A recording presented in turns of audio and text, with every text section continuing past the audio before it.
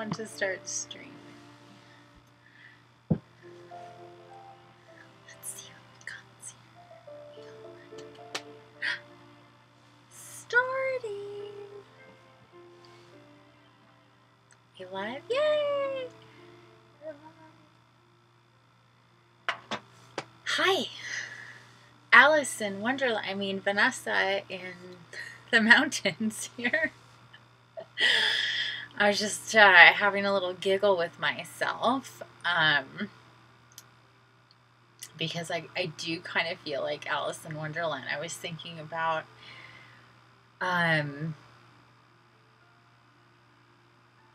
just this place that I moved to. It's a little enchanted. It's a little enchanted for sure.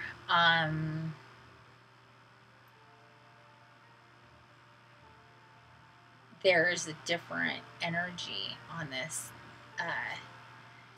There's a different energy on this land, and I happen to be dead center of it, in it, whichever way you want to put it. I'm right in the middle of it. I forgot to mention that in my other video that I did a couple hours ago. And it's taken me a while to get back because of several different things, as usual. But anyway, nevertheless, I'm here. Rosie is here too. And she's not liking the fact that it's so bright, but she's like, get on with it. I've been sitting here,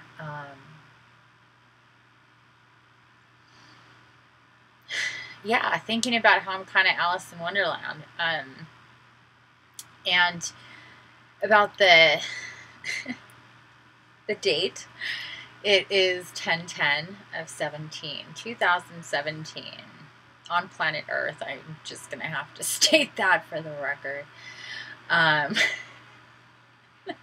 As far as I know. And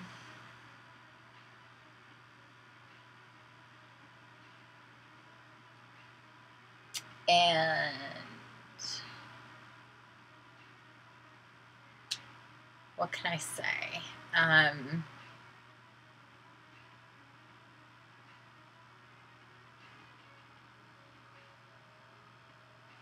Well, I think first of all, in this moment, I want to thank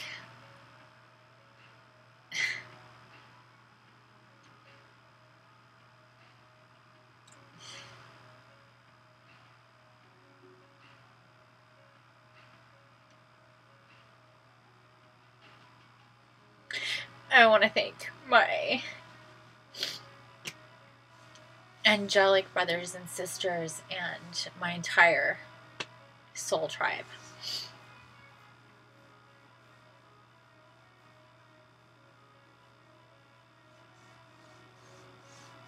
And that includes a lot. A lot.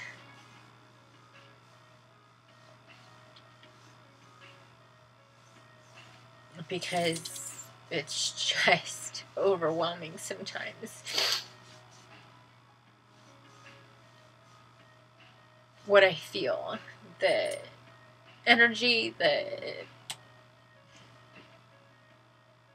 everything is just from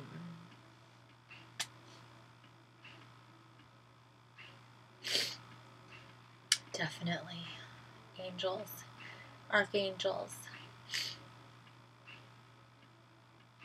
ascended masters that are so supportive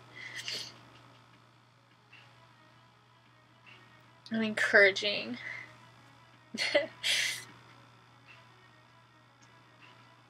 All the elementals and the Fae and the dragons. Oh, damn, the dragons.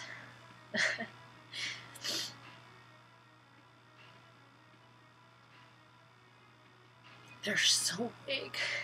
They're so big. Sometimes they call me outside and I look up in the sky and they're out there and they're up there and they're up here, and they move so fast up here in the mountains. And it's just breathtaking.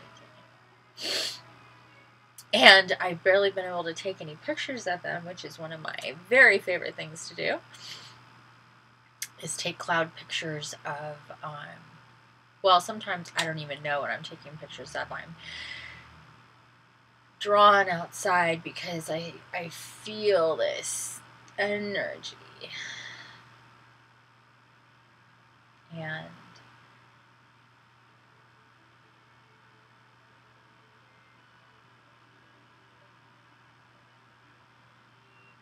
sometimes it's just overwhelming what I see. What is up there?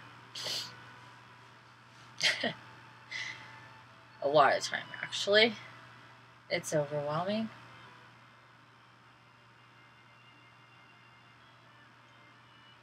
Actually, a lot of my life is overwhelming, come to think of it. Alice in Wonderland here.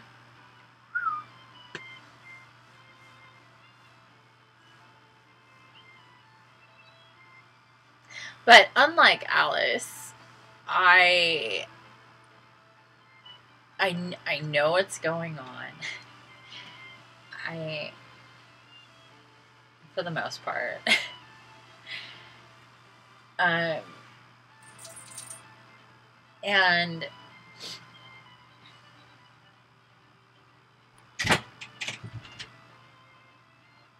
I'm so lucky, and I'm so blessed, and I'm so mesmerized and enchanted with everything, and I just can't.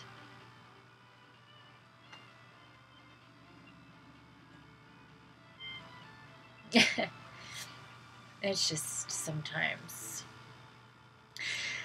And so today, 10-10,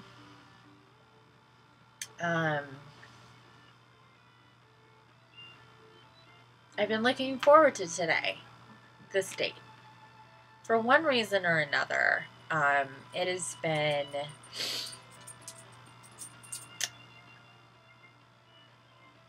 swirling. It's been swirling. The numbers have been swirling in all and every single one of my readings. Sometimes very specifically only meaning this date, sometimes very specifically meaning this date and specific people.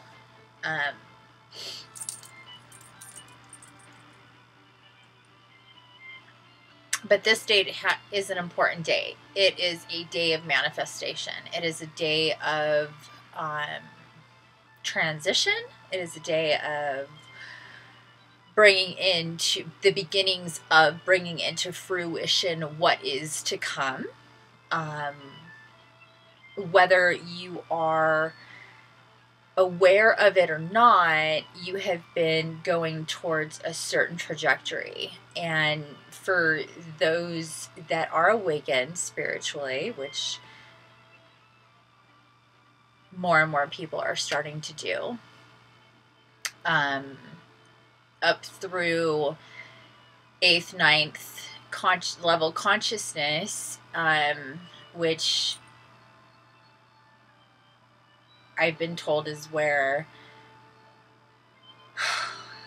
I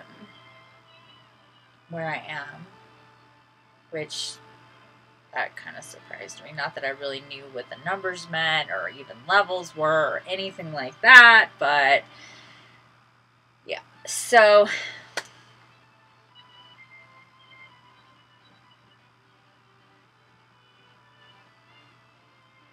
there's been, as there would be in linear time, a the song that's playing now is called Ascendance.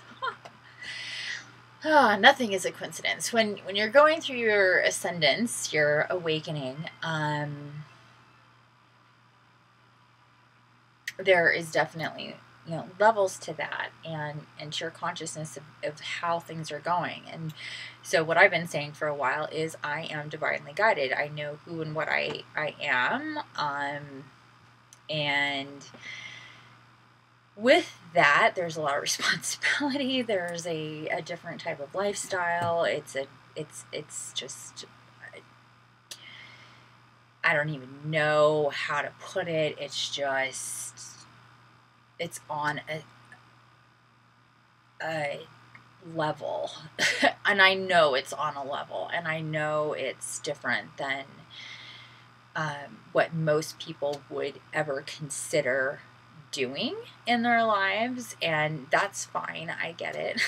But this is the only way for me to be fully. And what I try to tell people who understand a little bit is, if you know about poker, it's being all in. And for me, there's no other choice but to be all in. It's just kind of how it has to be for me. It's the way it's had to be for me for a long time now. At least it's felt like a long time. Anyhow,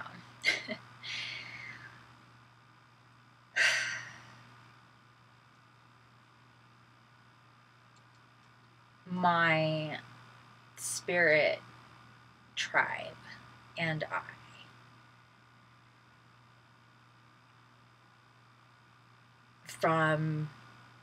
and I consider my spirit tribe to be the animals in my life, whether they're my own.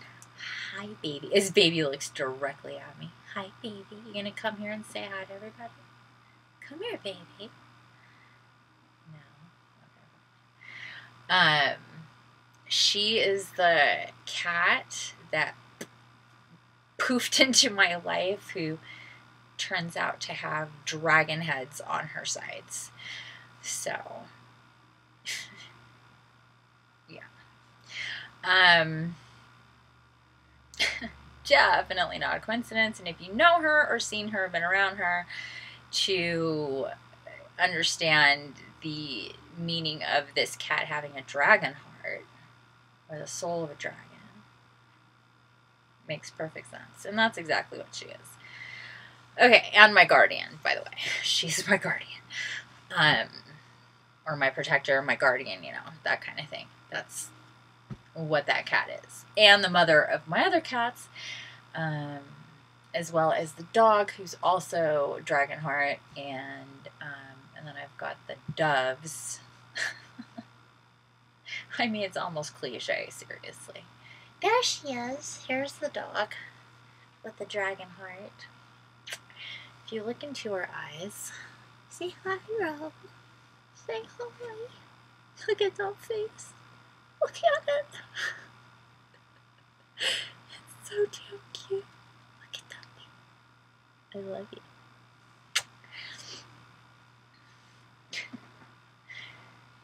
That dog is intense, and she's also guardian. Big time. But, excuse me.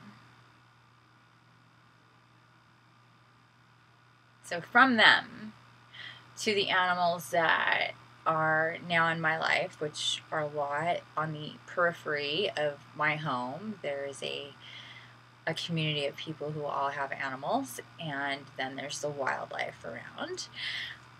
So from them to, like I said, all the spirit type tribe members. And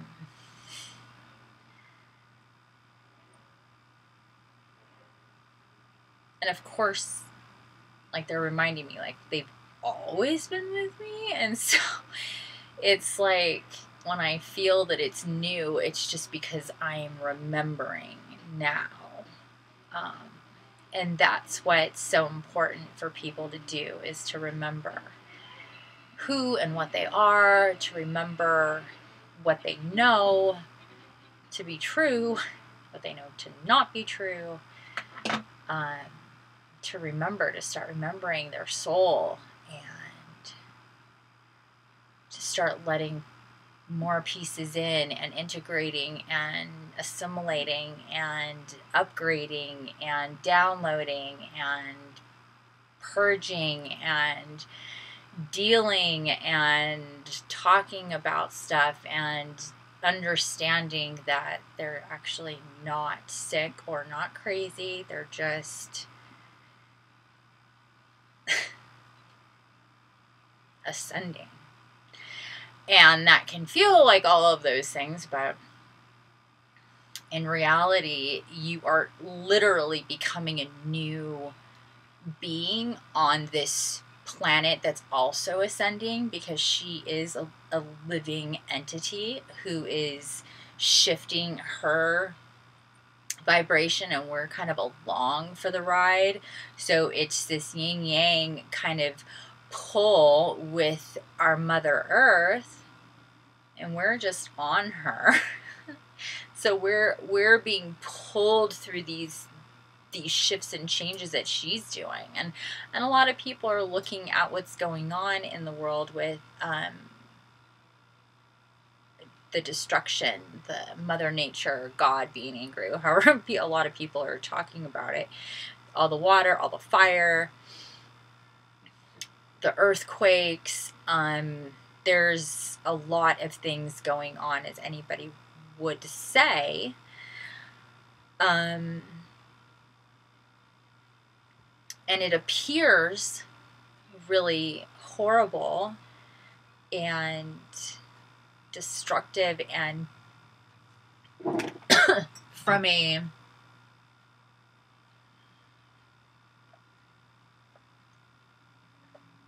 a human perspective, when we need shelter, when we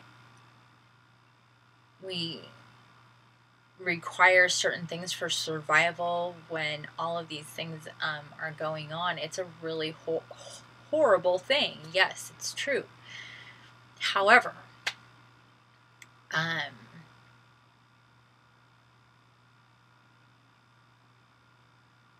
the more that the focus is shifted, and the focus is being misdirected, I should say, misdirected to climate change and pollution and the fight over climate change and so on and so forth, when there's a lot more at play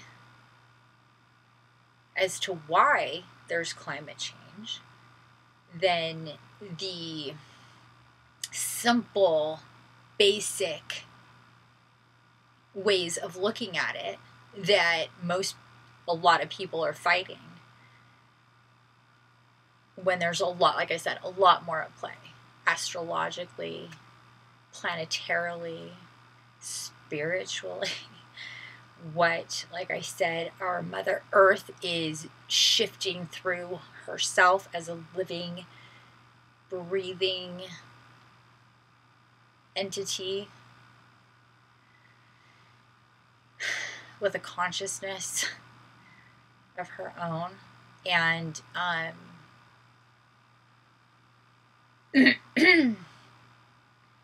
she has her own life cycle, lifespan kind of thing, and she's never been through what she's going through, and neither have we. It's much more than climate change. Okay, so when we think about ourselves and what we go through when we're spiritually ascending, and how we're detoxifying, and the shit we go through, and the turmoil, and then imagine a bunch of fleas on us in their own shitstorm. Just it's essentially like what humans are to Gaia. Or like a bunch of fleas who have really just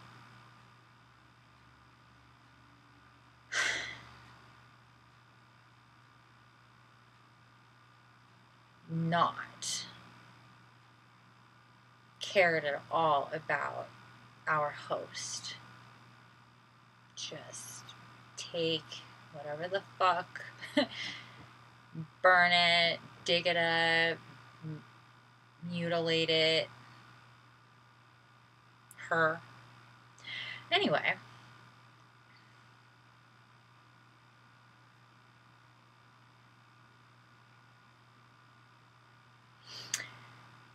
there's a lot more at play, and we're just one layer of consciousness among that amazing consciousness and being that is Gaia.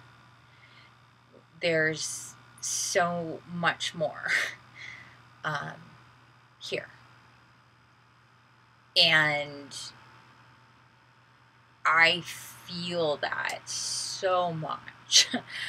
And here in the mountains, and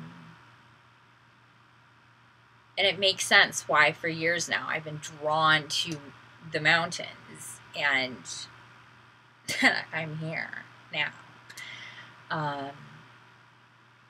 Because you feel things differently here. There isn't the distraction of so many other things going on, and so much energetically, and so on and so forth. And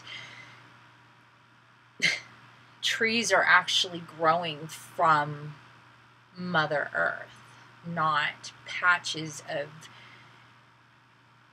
space that was planted, or like, I mean, I have always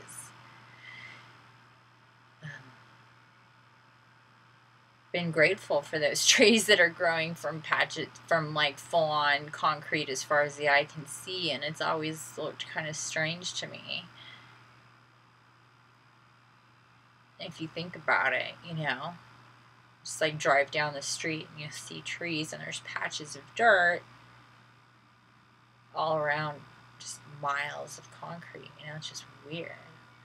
And up here, it's the opposite. And it's natural. It's unmutilated.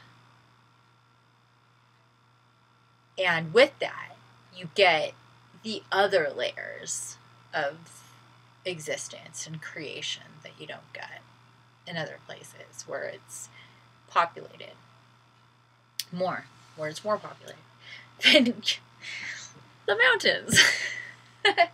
So it makes perfect sense why a lot of light workers and mystics and whatever I am, however you want to put it, for me are drawn to these places, and within this particular lifetime, which, from my understanding, it's a decent amount of people, not in some way. They're in different areas, sure, but mountains are a very popular place to be. You're close to the stars. You can see the stars. Did I mention the stars? Oh my God. It's just everything. Everything's just beautiful. So, okay, sorry, I'm going on and on about all that, but it's important for these concepts to get out there, because there's so many distractions going on right now and in mainstream, of course, much of this is not, and things are shifting and changing, and people are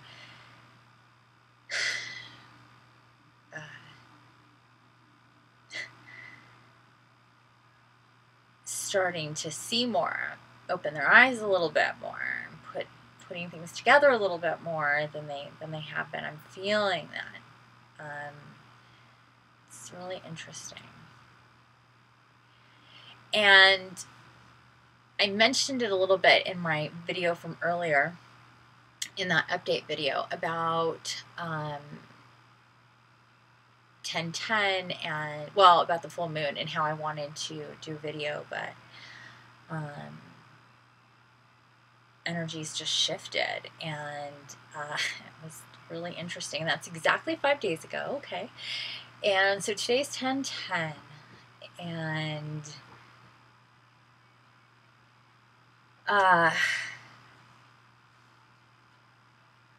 for these last 5 days, it's been on the periphery that I need to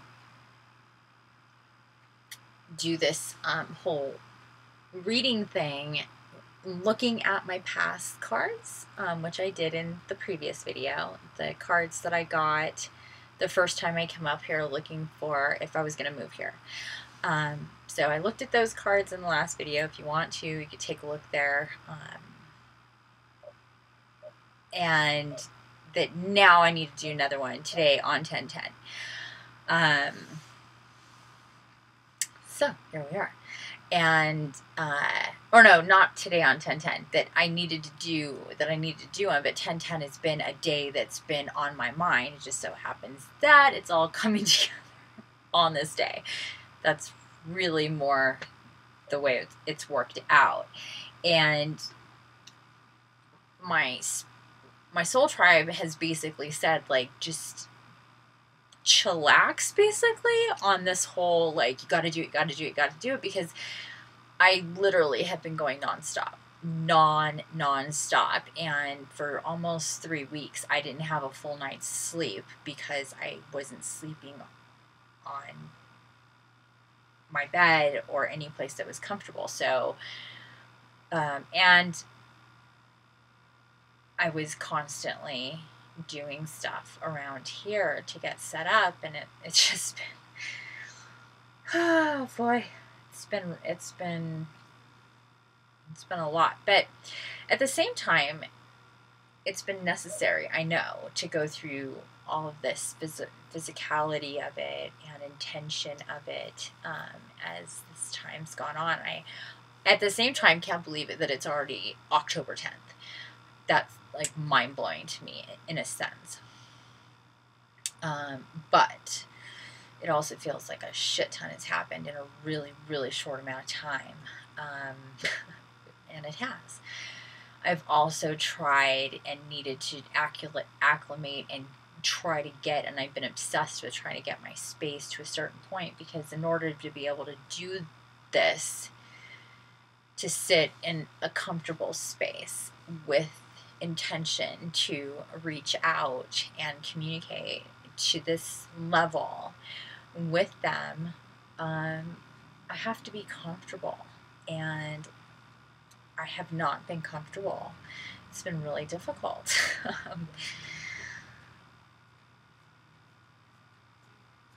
And so now I am. That's why we're here on 10-10. That's why I'm saying it's one of those things. So, I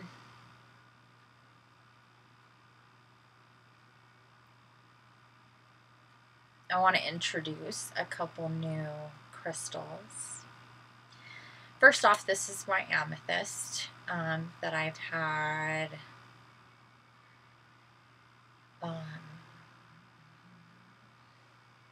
well over a year now.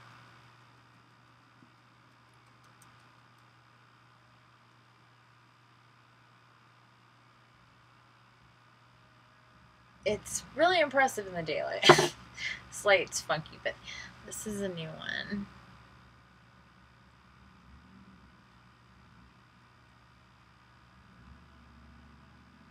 It's just gorgeous. And then this one.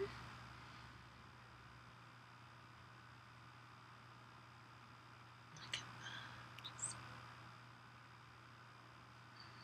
So pretty.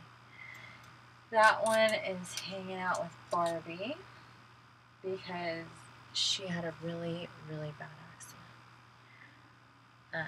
with the space heater.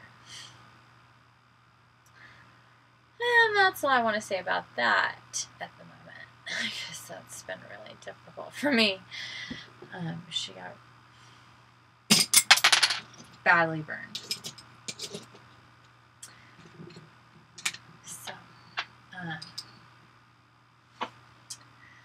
this beautiful crystal here is hanging out with Barbie.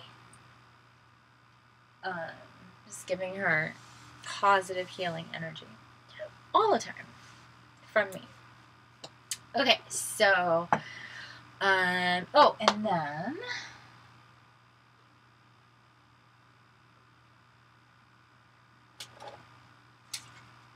oh my God.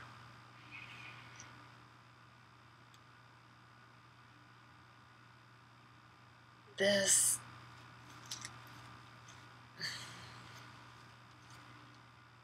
rose quartz.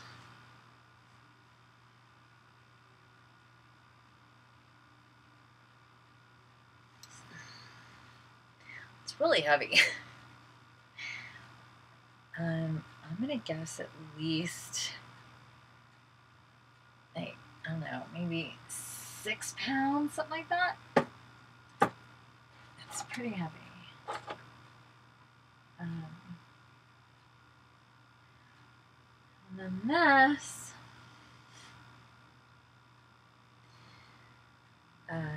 I found on my floor a couple days ago. Shit, what was it?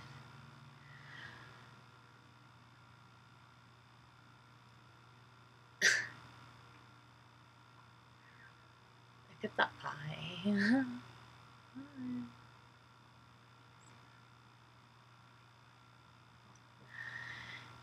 So it was just sitting on the floor over there. I was looking for something else, and I was just standing there. It was not there. I got down on my hands and knees and I was looking underneath my dresser, and I got back up. It was sitting right there. And I was like, what just happened? It was so weird. And it's another piece of wood that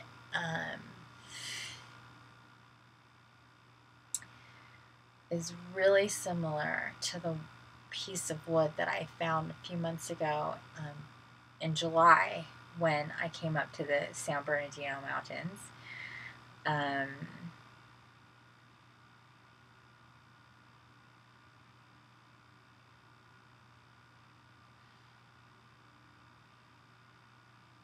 It was one of several, actually, that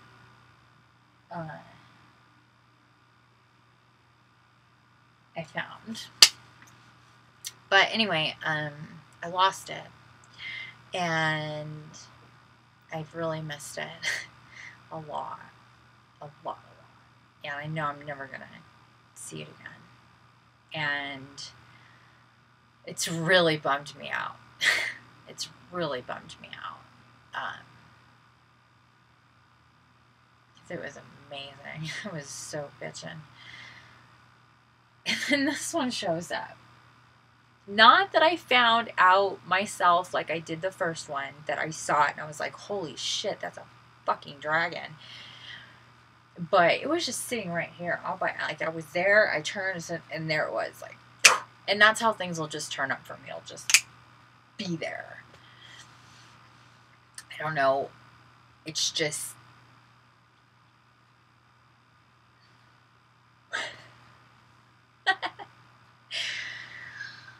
So yeah, so anyway, I've got, and there's so many stories that I haven't even shared because there's so many and they happen all the time to me that, well, I hope to keep up with it because it's kind of just, it's on a level now that is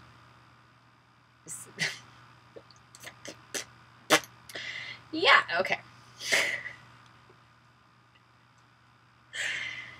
I just sit back, you know. I just sit back sometimes and I just go. I just wait. Now I just wait. I just go. It's like magic. I just kind of and wait.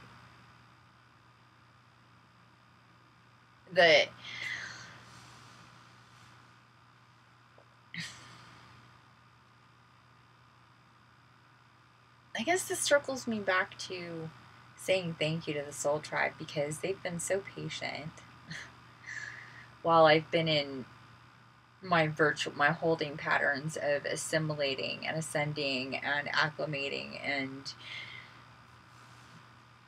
being downloaded and upgraded and transformed, and you know, their constant encouragement and everything, and me just going, what the, and going with it. And so it just, and what they've been telling me for the last 5 days is just, it'll happen as it should and when it should and all of that. And so here we are.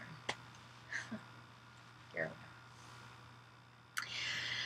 And it's felt like such a long time that I'm like almost nervous about it. Like, and excited. Like, I'm excited and nervous about it, because I know that they are really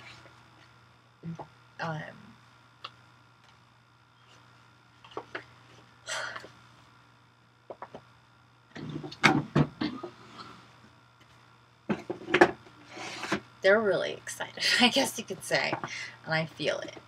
I don't know how else to put it, but they've been patient. It's not easy for Faye to be patient. But they've been very understanding. And we've been interacting anyway. It just hasn't been like this yet until now. For a while. It's been a while.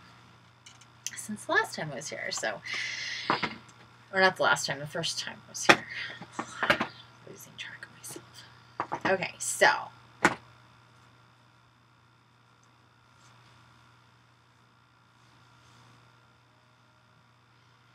I started to feel like Alice in Wonderland tonight, because definitely different vibe around here at night than there is during the day. I really don't know how to explain that. You really would just have to experience it.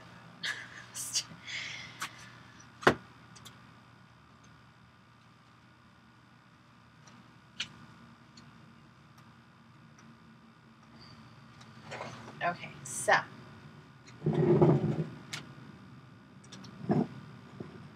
I can't explain that better, but I'm just not going to try to right now.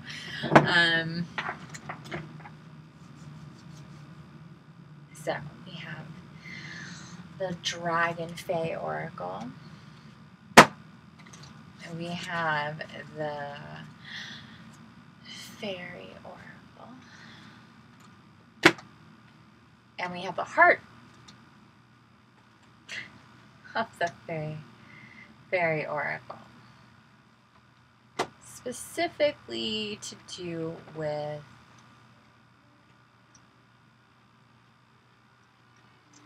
matters of the heart, relationships, and even your own soul relationship. So it depends.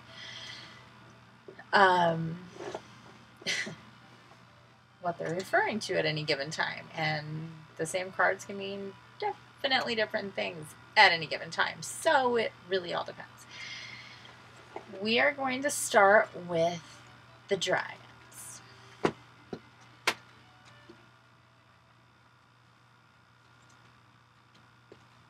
Let's mark this.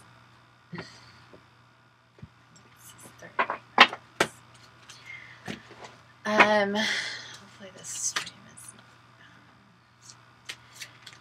not. Whoa.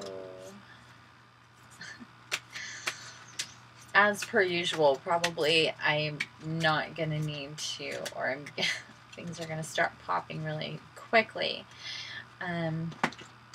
Right now I'm just shuffling.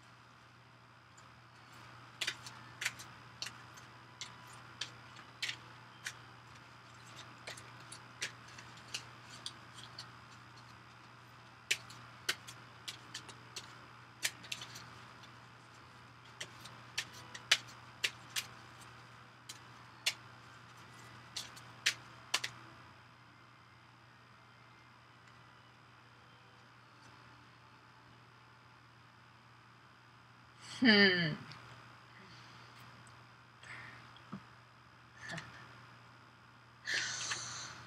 I love her so very, very much. She is just, I mean, look at that face. Isn't she beautiful?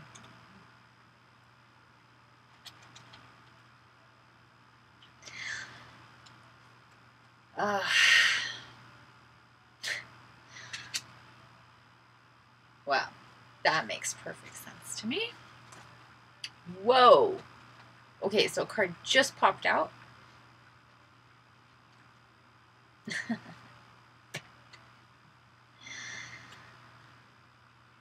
New Moon Fae.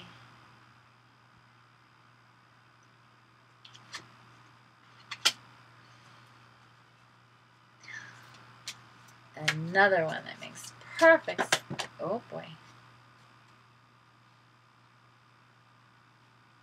Oh.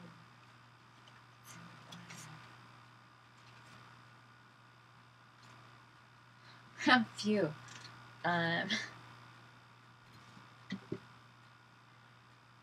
Okay, so Andelle,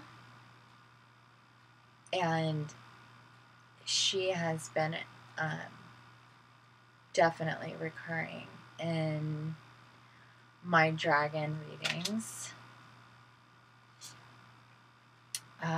Next, I saw the Morgan.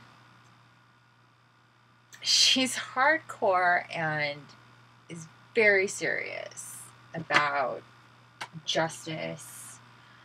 Andelle is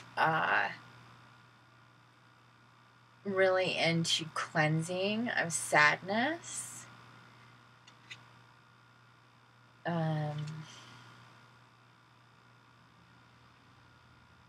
Queen Mab,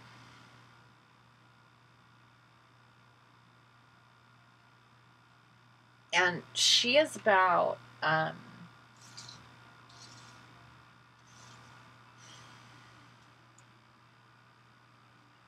remembering who you are and your divine wisdom and knowledge coming to you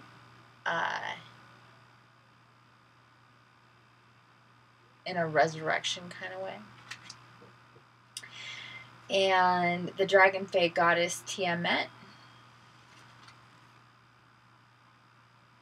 she is like a divine feminine character type dragon fae, kind of encompassing all of creation and the feminine combined into one like mother of creation in the dragon fae realm, and integrated through creation with the rest of the life force energy that we all have. And then Lady of the New Buds. This isn't actually a new card for me. I've not gotten this one before. It says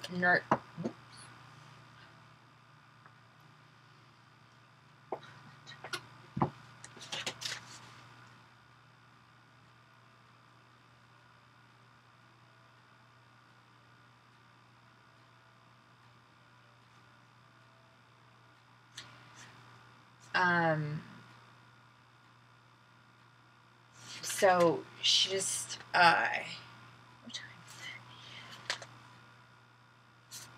That's interesting. She just like jumped out and like somersaulted and landed on my notebook like that on the floor. So it was like that, I guess you could say. And like the look at which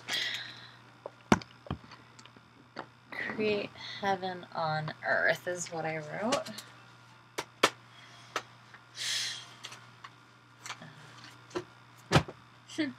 Lady of the New Buds.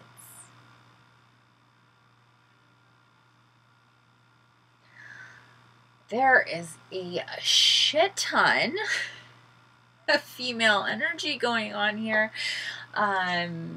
We have Fernia, we have New Moon Fae, we have Andel, we have Queen Mab, we have the Morrigan, we have the Dragon Fae Goddess Tiamat, and we have the Lady of the New Buds. Hello!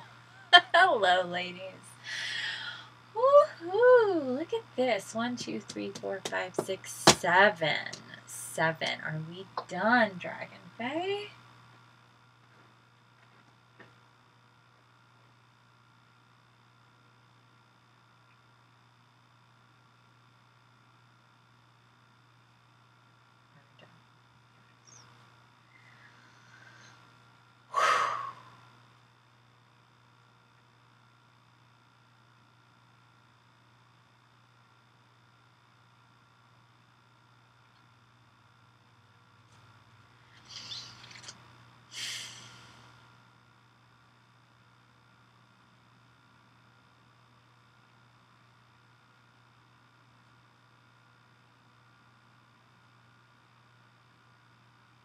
Sorry, hold on for me.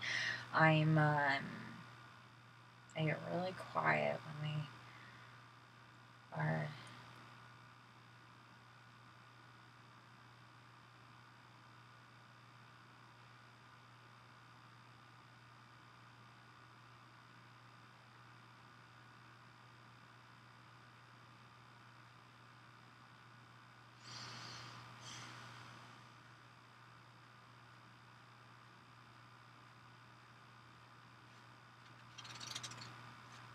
So,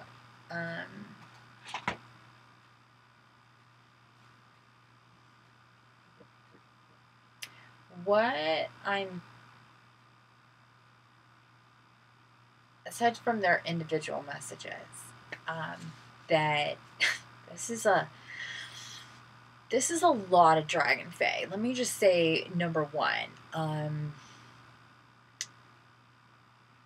maybe I get 3 or 4, but to get this many, to get all of them being a very intense feminine energy. There's 7 of them.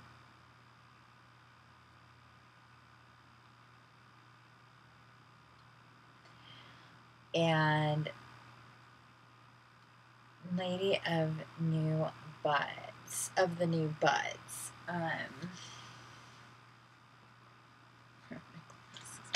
My broken glasses, actually, where are they that I've barely been wearing because, well, it's been difficult to keep them on my face.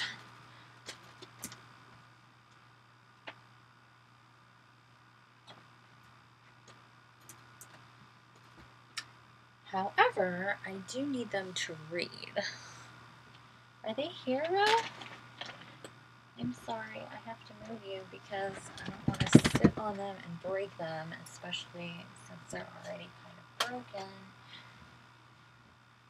Or not kind of broken, they are broken.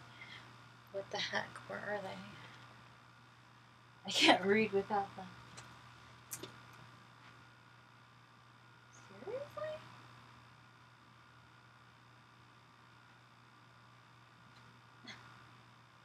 Now I lost my broken glasses? You've got to be kidding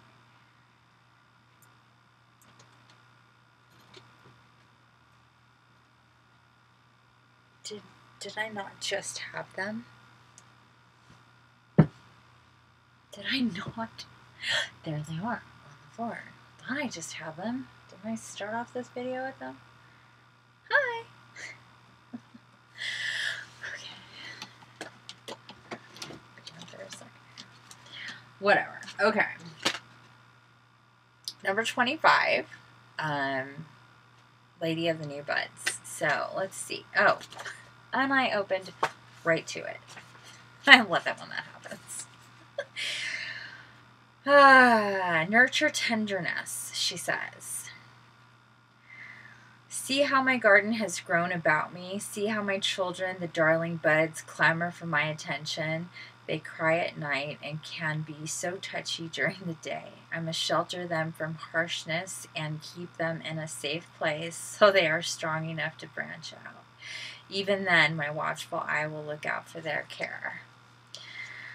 You see, so many people see the beauty and do not understand where it sprang from. The rich, loomy soil, the sweet water poured from the water dragon Fae into this earth, the minerals of the natural realms, the light of the sun, and the shining sweetness of the crystal moon have anointed my garden with their blessings. And then there is me. So many see my garden and wonder at it, but they do not see the work and the care that has preceded my domain. Its beauty is a result of love, care, natural growth, and attention to each and every one of its inhabitants. When your growth appears around you from the seeds you have planted, take time to tend this garden. Enlist the assistance of like-minded souls, and just as you would not feed these tender buds poisons and pollutants, do not feed your ideas the opinions and energies of those who are not in integrity. Stay true to the vision of your creation and truly take a little time each day to tend this garden, to be of it love, ideas, little ones, or creative endeavors until they are robust and begin to grow into their own energy. For now, it is a tender time, the time when the buds are most at risk from the frost of rejection, the poison of judgment, and the choke of cruelty. Be vigilant, and you too will have a garden for all to enjoy and love. Many will feel you are fortunate indeed to have created such a beautiful Eden, but they will not see the care you have taken to grow this. But I have seen it all.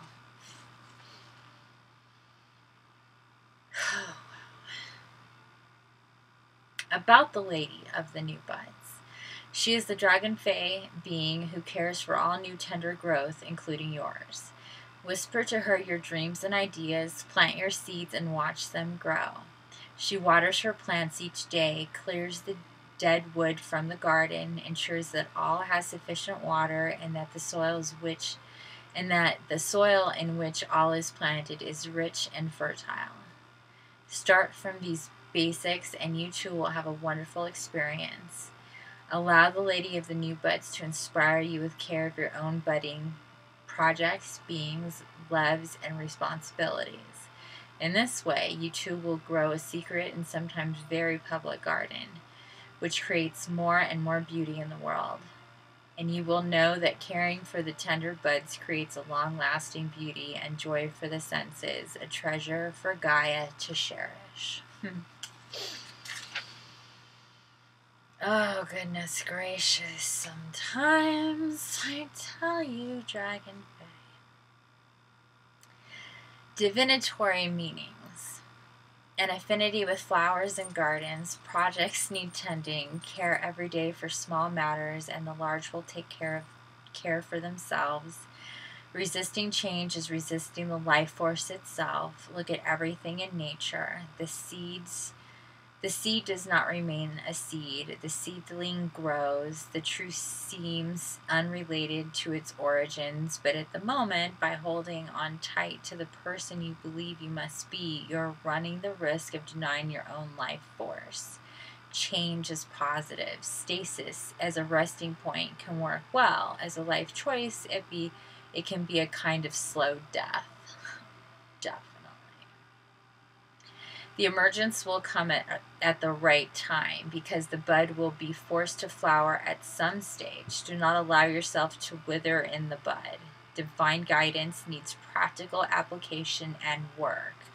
Action teamed with inspiration will create a beautiful, bountiful paradise. Work hard at what it is you love.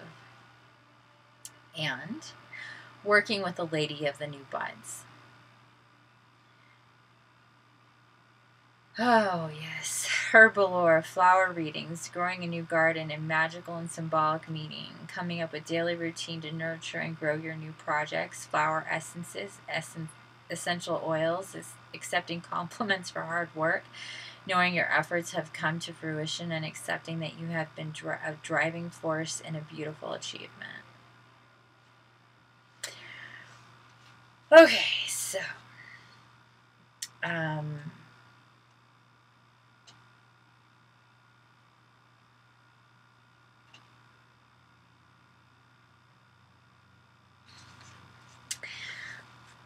I definitely do not think that it is any coincidence that the Lady of the New Buds has shown up today on 10/10 to deliver this message.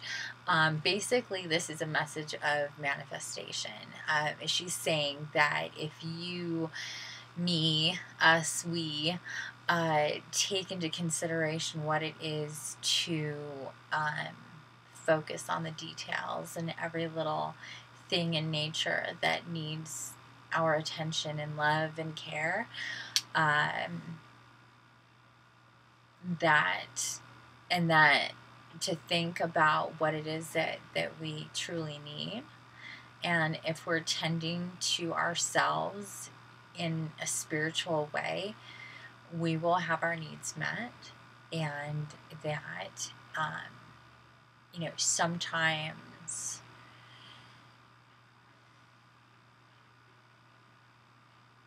finding oneself in a state of rest is really important, but you can't stay there. You can't stay stagnant and also expect change to come to you. It does take practical application, creative dreams, and actual energy in those directions. And at this time, what she's saying is that the work that needs to happen now with me will definitely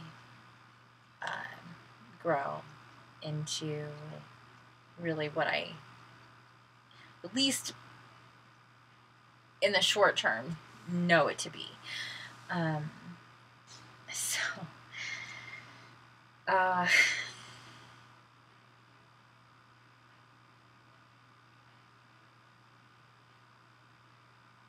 I want to touch on Faerie.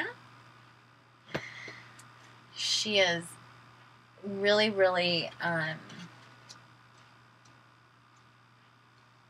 important at this time, and she is at the very, very last one. Number 43. Clarity.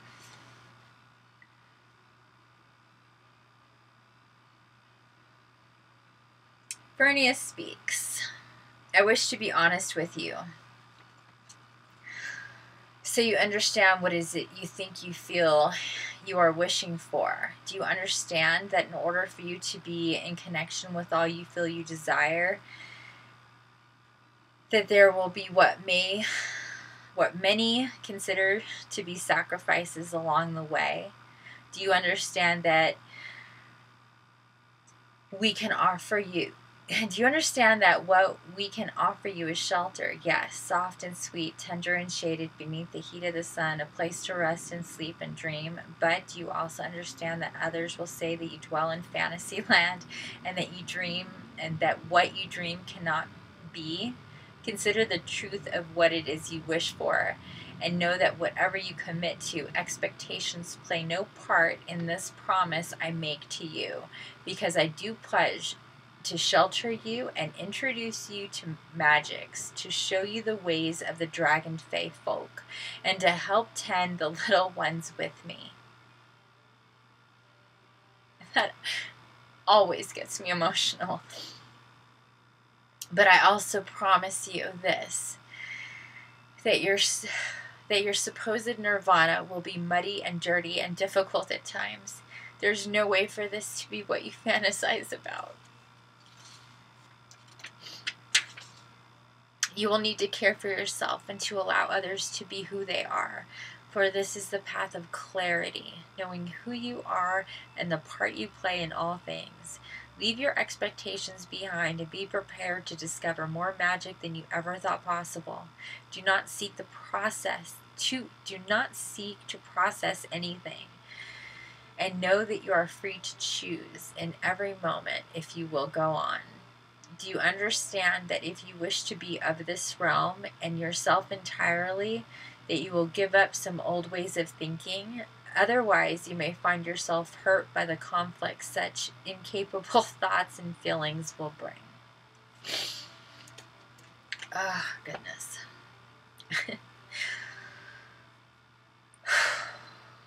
So true. I can't express to you enough how true that is. The first time I got her card was when I first moved to the jungle. And since then,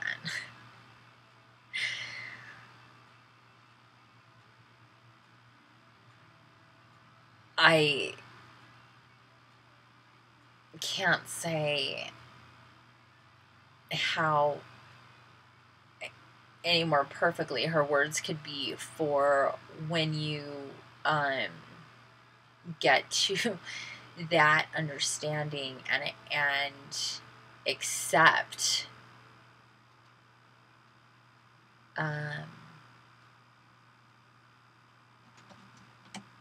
for me it was extra intense and big and momentous and magical because I had been told that I was to open a portal, and then within that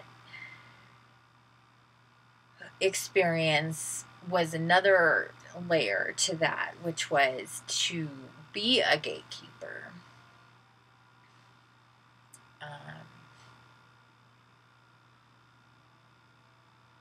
And so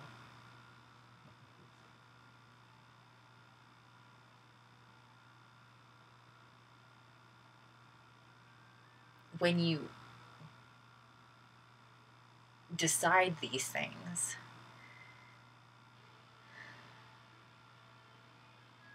they're very, very real. And even though she tries to prepare you with what she says, and she does, she says, do you understand? Do you understand? Because even though you understand, it's impossible. Like I said, it's like Alice in Wonderland. It's kind of impossible to really understand. And I know I just barely cracked the door open because I just got here, finally. And I still feel like a baby in all of this. Please don't misunderstand that it's like I know everything about any of this, because I'm just being guided, and because of what I am, it is happening really fast.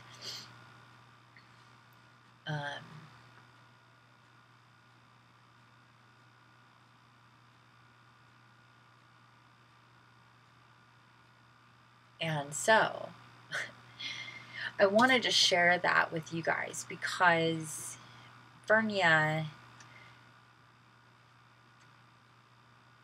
is in many ways a gatekeeper herself, and very similar to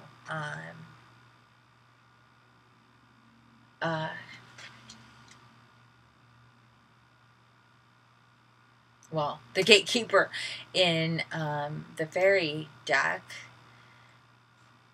she's one of the dragon fae, though. So this is why it's also another layer of remembrance for me, because I know that in who knows how many lifetimes in the Fae realm I existed. And so,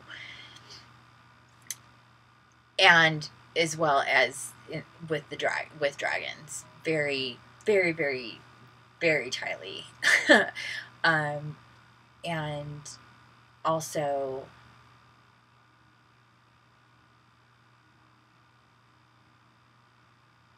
as other entities as well. It's hard to describe it all from what I understand, but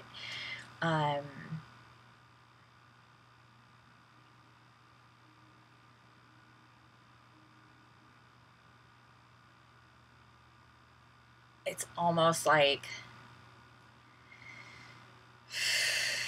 understanding I guess past lives. I guess that's an easy way to put it. Past lives that are also simultaneous and also it's multi-layered. I don't know. It's really interesting.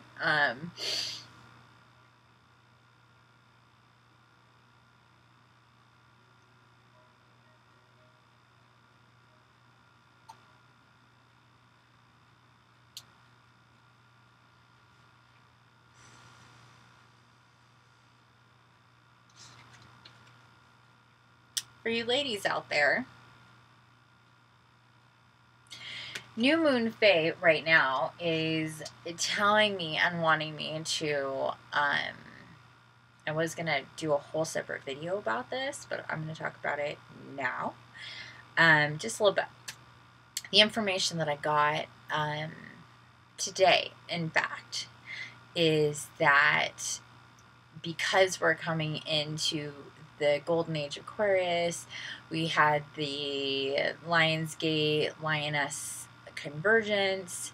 It's the also the Divine Feminine, and all this is happening and taking place. Any female on Gaia, and it won't all happen at once. It's going to happen in kind of pockets. But you know how like women who are like work together in very close proximity, they will start to get their periods at the same time. That's what's going to happen globally. But like I said, in pockets at first. So depending on the area, some people may have a full-on week where they're ahead or behind to just boom get online with a certain pocket of other women, basically. And depending on what your energetic resonance is, it will, or frequency is with other women, so it'll happen like in layers and on pockets and stuff. But within 5 years, they're saying within 5 years it's going to be something that it's going to be that for women of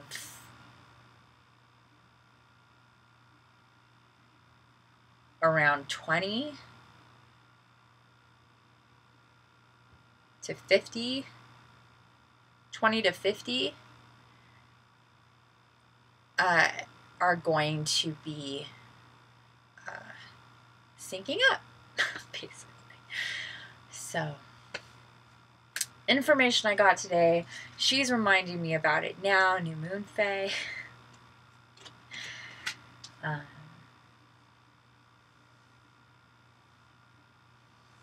Okay, so I am going to, Andelle wants me to remind everyone that cleansing water, even if it's just a shower, have intention to let yourself feel sad if you feel sad. Cry if you need to cry. And use water for purification and the flow of releasing old energy and letting the crystalline water of Gaia cleanse you. Feel amazing afterwards, I promise you that.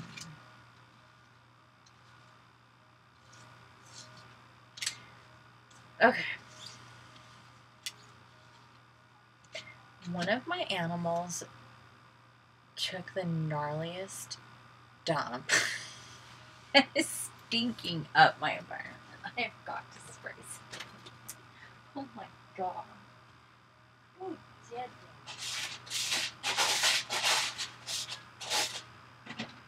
Wow, that is intense. Who is killing me? Gently. Oh my goodness gracious. Sometimes I think that like it's passive aggressive. Wow, it got cold in here. Whew. Oh, I moved. That was the problem. I had a little pocket of energy and I left it. Oh man, I do need to turn on the heat more though. It is cold in here. Wow. When the cats won't go outside anymore, except for the boy cat, you know it's gotten cold. Okay, so before it gets too late in this video, it gets way too long, and I'm getting tired. What time is it? Okay. We are going to. Oh, God. Oh, I should shut that. Well, okay. That'll help. Rosie's like, yeah, it got freaking cold, lady. Okay. That'll just all of a sudden happen. Like, just, whoo. What is it right now? Really? God, it's cold. It says it's 60. Feels cold. Okay.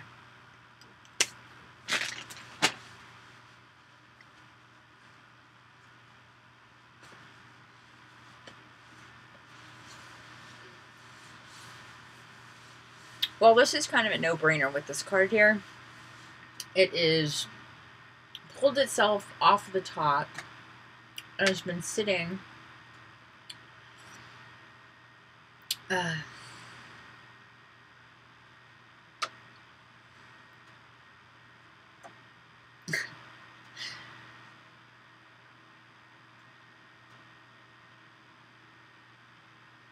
hero.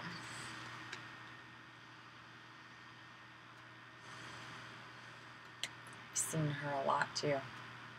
She represents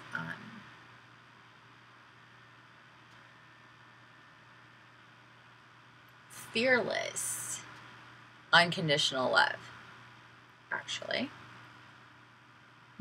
Card number 25 in the Heart of the Faerie Oracle. So, we'll pull her out. And these are dark chocolate chips, by the way. Love dark chocolate.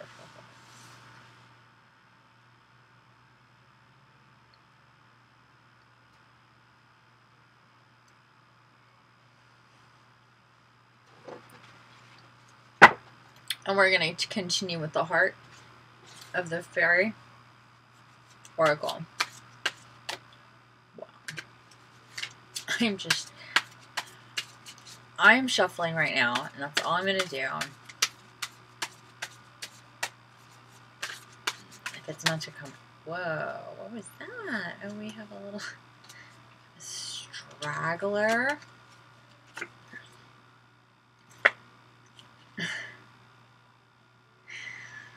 Oh, spirit dancer.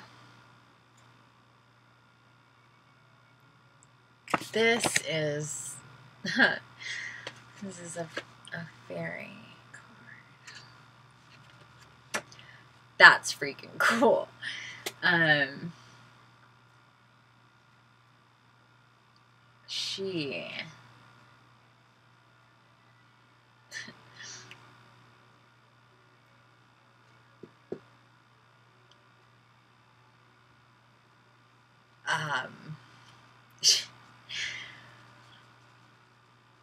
She shows up and the first time she was in a spot that she shouldn't have been was underneath my couch for who knows how long with a cloud of dust bunniness on top of her when I found her. I had no idea she wasn't in my deck for who knows how long. And I found her like that.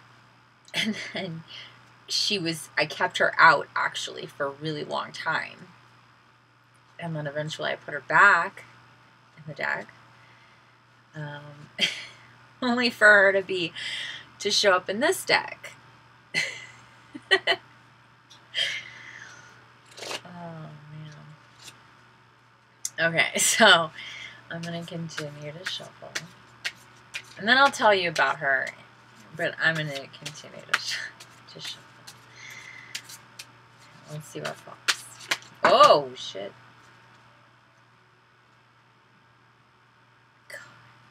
God. It's a few.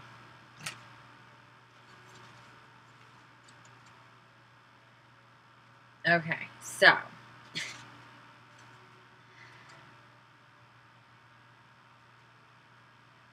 we have number 1, the Queen of the Golden Bow.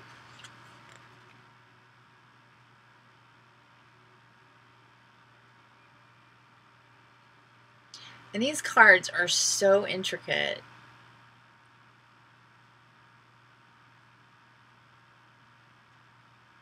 Well, they all kind of look different. Okay, so we have her. We have the Faerie of Growth. Another very, like a baby bud kind of thing. Just, and I've gotten this card before as well. Card number 33, by the way.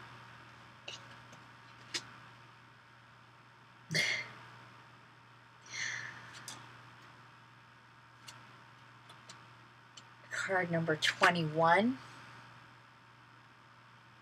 The boy.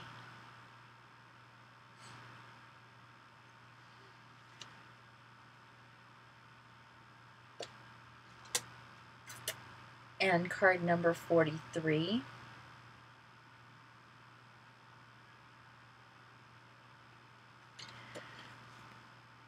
The Lady of Sorrows.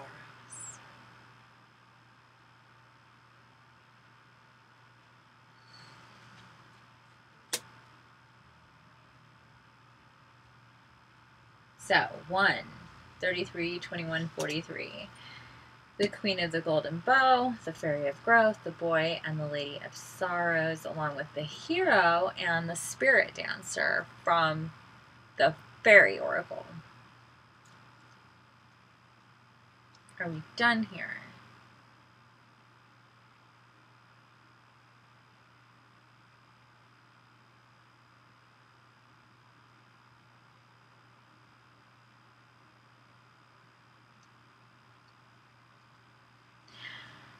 Okay, I'm supposed to pull one. And what that means is I don't shuffle, I literally pull one. So I'm going to...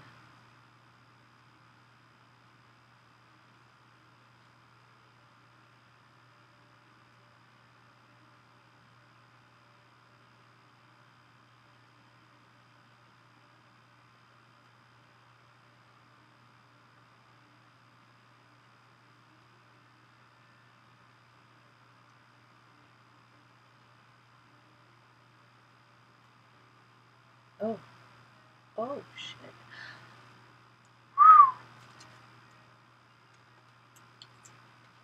Oh, that is tense right here. What is this? The Lady of Faith. Number 44. Oh my gosh, my hand is literally like, as soon as I touch this card,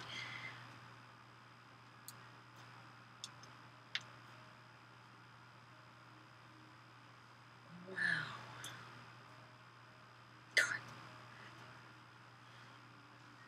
So we have 43 and 44. 33, 21, 43, and 44. Lady of Faith. That was intense. Holy. Okay. So, we're done here with the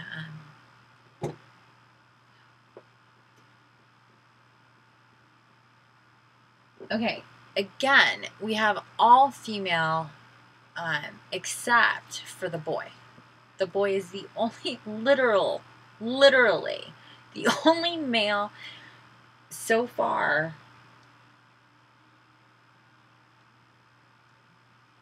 is the boy. Oh, am I was, my nose was bleeding earlier. Okay, so as promised, I'm going to tell you about the spirit dancer.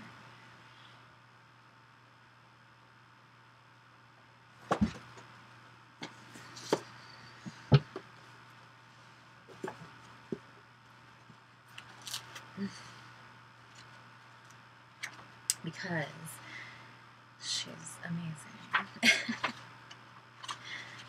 And she shows up. She shows up. I really need my glasses. I so cannot see. Okay. So spirit dancer is self-expression, freedom, exploration. The spirit dancer understands both sides of self-expression. In the first stage, we get our inner vision, feelings, and creative impulse out into the world through our art, whatever that is. Then our expressions are reflected back to us from the mirror of other people's perceptions, and we discover what our art awakens in them.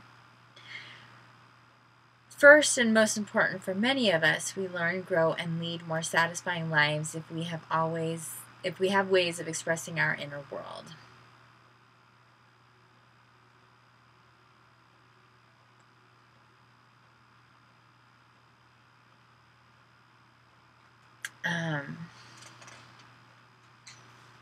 So explore, experiment, express,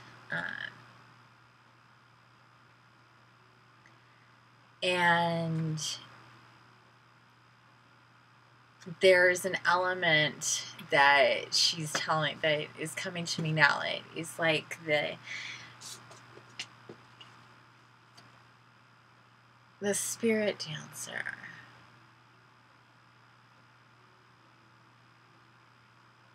She's kind of that serious child in us that wants to get out that feeling that you see like in maybe a 3 or 4-year-old who's being very serious about what they're feeling, I guess is the best way to put it. That childlike essence, that vulnerability, that self-expression, that toddlers especially are so amazing at embodying that. And something that with me through this journey that I've experienced is feeling that childlike essence. Even as I grow older, I feel younger in that sense. So she shows up all the time to, I think, encourage me, to remind me of what that is, and to live and to remind me to live in that essence, that of authenticity, and to express that as much as possible, to show that, because the most important thing, I think. It's the first word in my channel, authentic. And being authentic is feeling that essence, that spirit, and allowing that spirit to dance within you. Okay, so now let's go to the heart of Faerie and read about, opened right to it, the Queen of the Golden Bow. Number 1, support, soul healing, equilibrium. This is the queen of all things spiritual, of healing and transformation. If you choose the Queen of the Golden Bow, you are calling on the help of one of the true healing spirits of Faerie. You are seeking healing on a very ancient and fundamental level. Your need to heal and change may be so deeply embedded in your psyche that you may not even know it is there. This queen calls for the healing of world sorrow and the sorrow that wells up inside you without having a specific cause that you can pinpoint. Listen to what the Queen of the Golden Bow has to tell you. She asks you to let go and allow her healing presence to nurture you. When you feel an overwhelming sadness that takes you by surprise, a sadness that seems to spring from the depths of your soul, meditating on this card can help you rebalance your emotions. It may also be time to let go of emotions that are stopping you from healing. These may be emotions that have a more tangible cause but still overwhelm you at surprising times.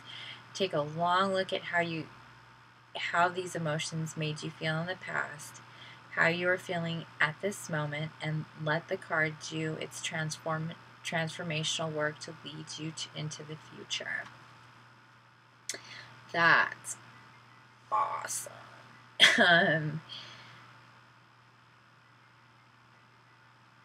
And yeah, I'm gonna have to think on that, because for me, like, that's just, I feel like a kinship to that card, like, to that essence, because that is all that I get for my soul mission, is support and soul healing, and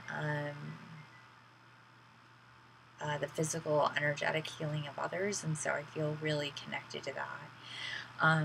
If there's a deeper message in there for me specifically, I will feel that as well. But right now,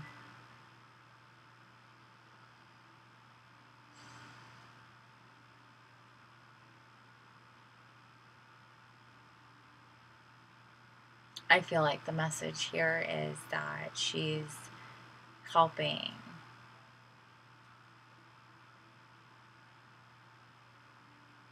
with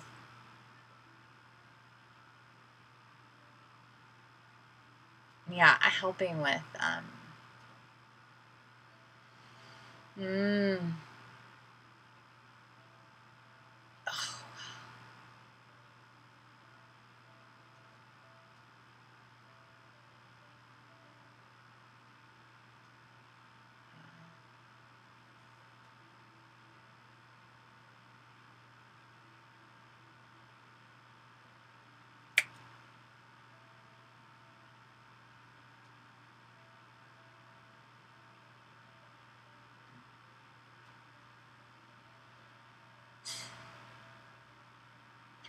like helping transmute is what she's telling me. Like, I got this pain right here, super intense right then. And what she's saying is that as I go into doing the work that I will be doing, and healing and soul healing and support, transformation, I'll be dealing with a lot of people who are going through deep emotional, like karmic cleansing, and so for me, being a physical empath, what she's saying is that I have to, along with what she's doing, along with the angels for me, is helping me transmute those energies, circle them back around, and not let them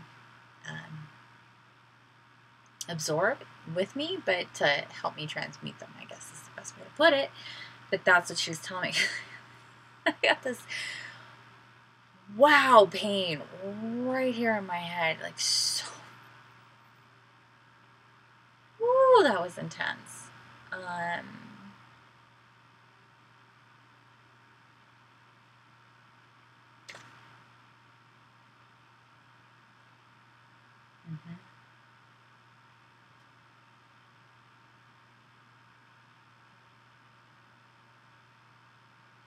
And she's just like,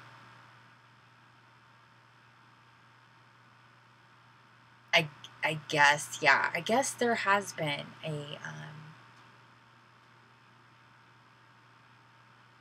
trepidation within me.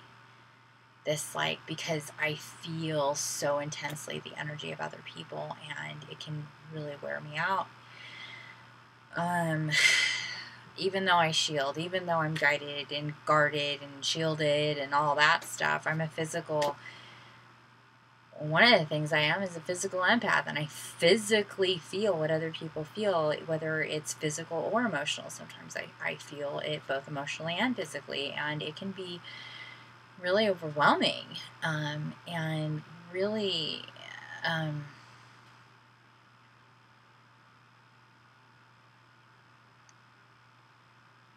overwhelming, tiring, can take over in a way.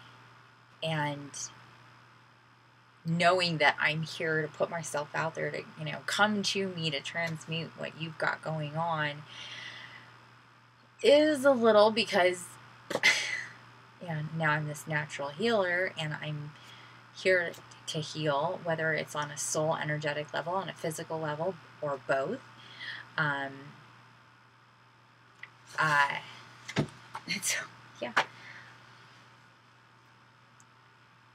So the thing she keeps on saying is that it's not like the past. It's not like the past, and I'm not quite sure exactly what that means. But she's just telling me, like, that's just what I keep hearing over and over and over again. It's not like the past. It's not like the past. So that's nice. The Faerie of Growth is, well, let's just go there. I'm familiar. But movement, growth, revisioning process. Look at her sitting on a young green leaf, like a bud just opening into full flower. This is the Faerie of Growth. Growth can mean so many things. One thing it always means is movement and change.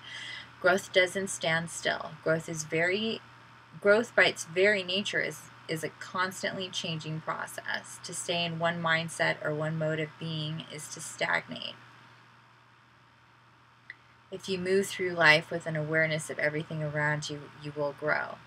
You won't be able to help it. If you draw this card, take time to think about how your life is changing and how you can direct that change for the good.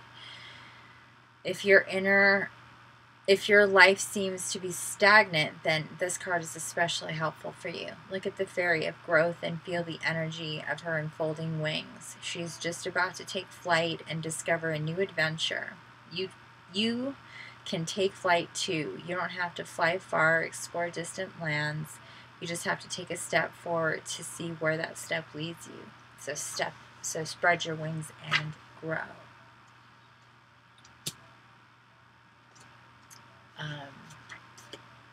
What's to say? Yeah. The boy, number 21.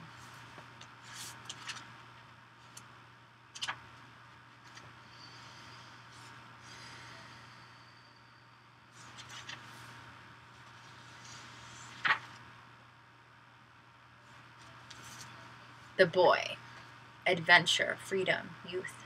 The eternal boy is like Peter Pan, the boy who never grows up. What is important about the boy? We are told that what is wrong with me? We are told that we inevitably grow up, grow old, and die. And we do. At least part of us does.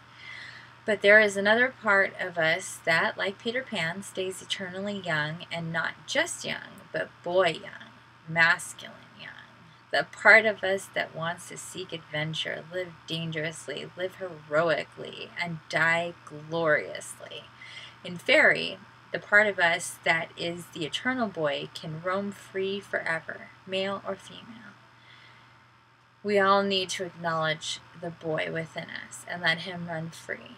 If we do no more than say, go fly, have adventures, we have done enough. When the boy turns up, take a minute to find the boy inside you. He may be hiding. Boys are good at that. But coax him out into the light, say hello, and let him fly. He'll return to you when he does.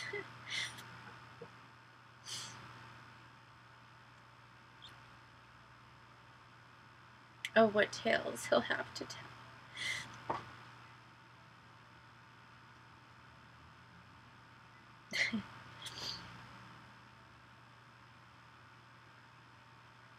It's true.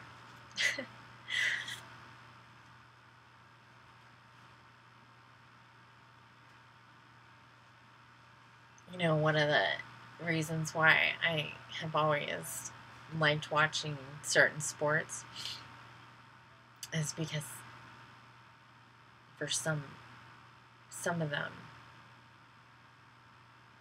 like professional sports, I mean, for some of them you can really see that boy fly, you know?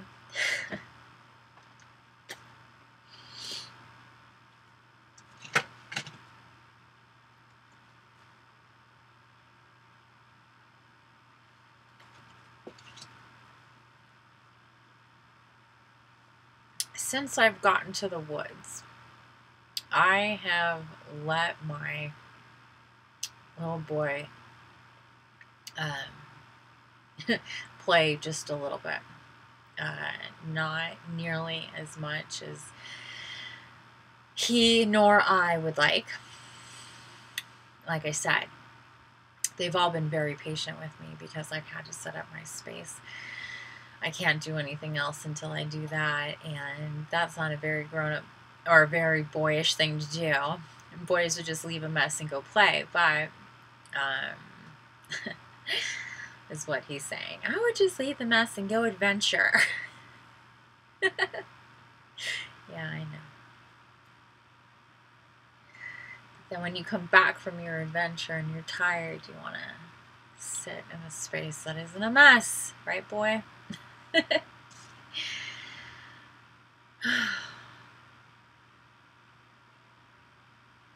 This card right now has more meanings, but for right now, that's as far as I'm gonna go. Number 43.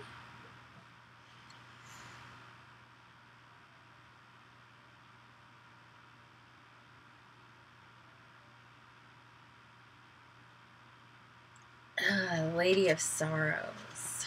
Let's see what she has to say.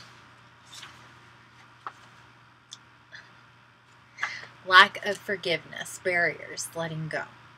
This is a lady who visits us all from time to time. She is a hoarder of hurts and sights, a connoisseur of sorrow. She has built a wall around her heart with the collected wrongs that had been done to her.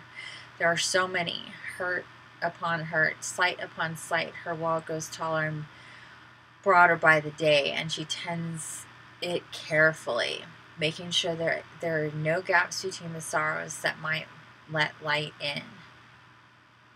Pity her. She has never learned to let things go. Miser that she is, she can't bear the thought of forgiveness when she knows that she's in the right.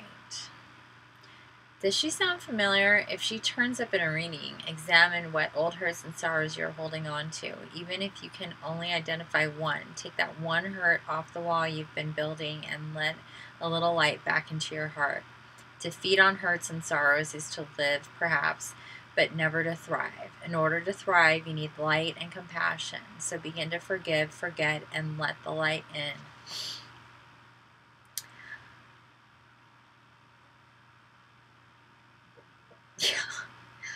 This is going to be my biggest challenge with people. I know it. And this is what it's telling me. This is what she's telling me.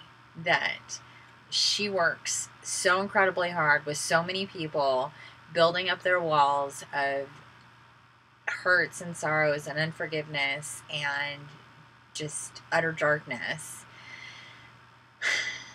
that this and this and this, they all kind of go together, don't they? They really, really do.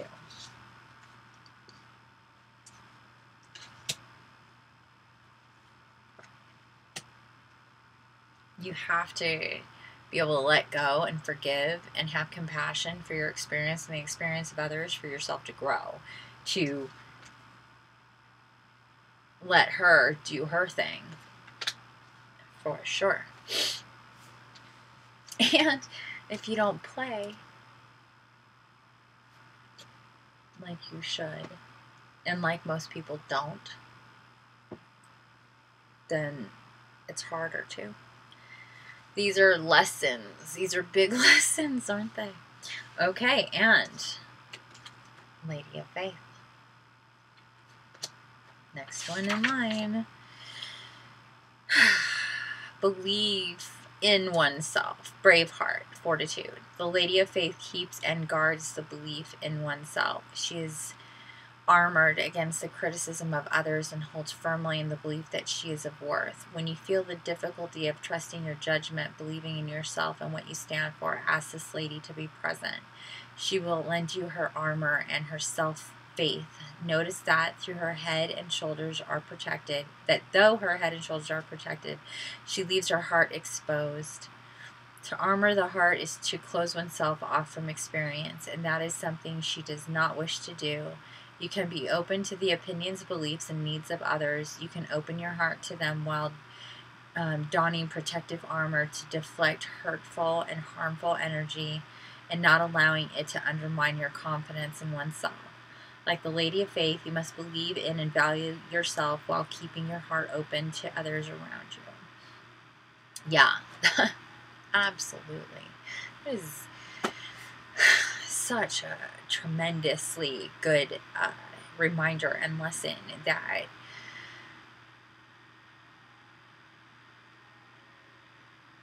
you, while not caring about the opinions and the overall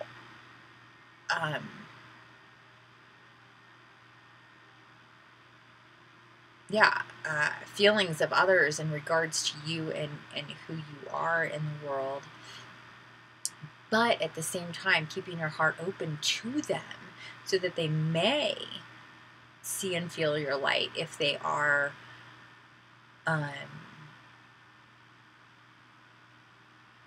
not receptive to it, I guess, which I know that me being me and doing what I'm here to do and all that business, that I will come up against a lot of that. I'm fully prepared.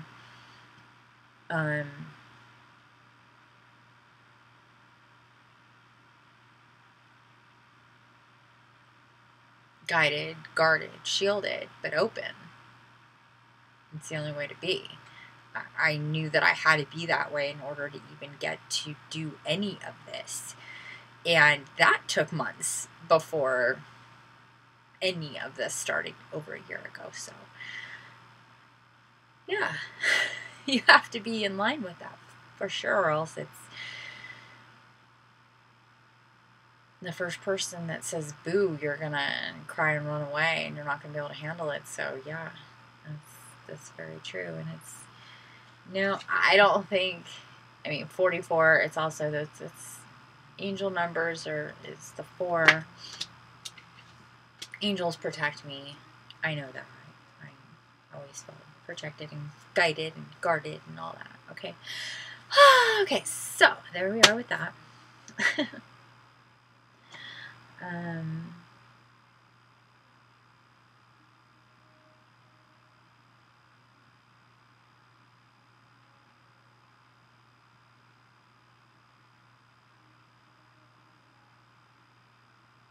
Okay. At this time, I was thinking for a second that I could pick this up tomorrow, maybe. And could talk to this particular set of Faerie. But they're like, not a chance.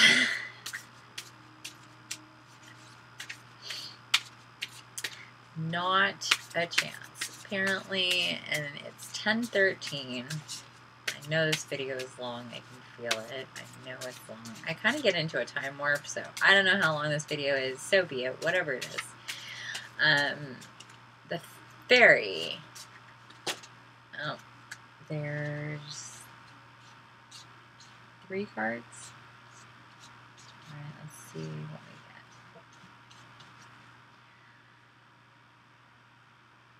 Lady of the Harvest.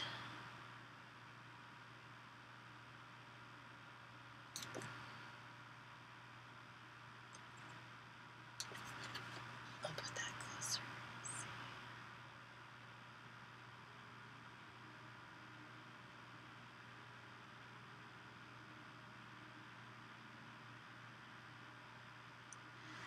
Okay.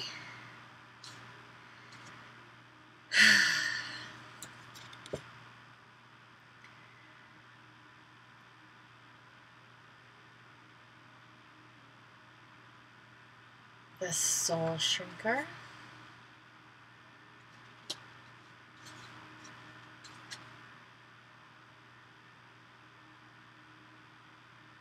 And Talon the Self.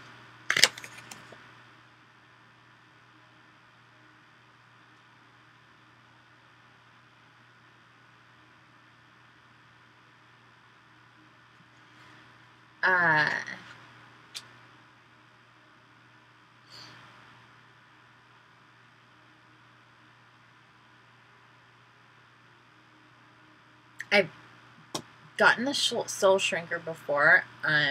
Lady of the Harvest, I don't think so. And Talon the Self, no.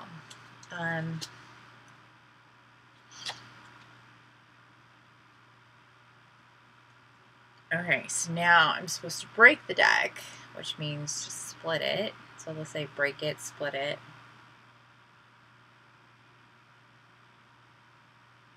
Oh, look at that.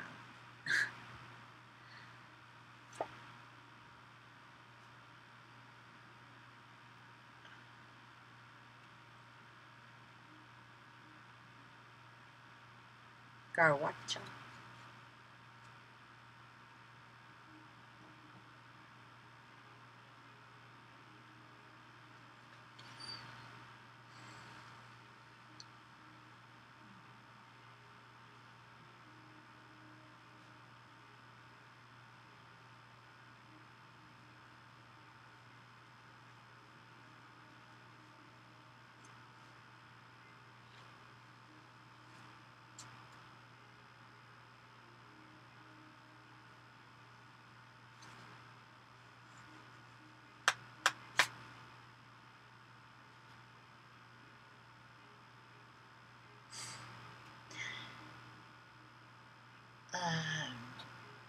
Epona's Wild Daughter. I was just compelled to pull a card.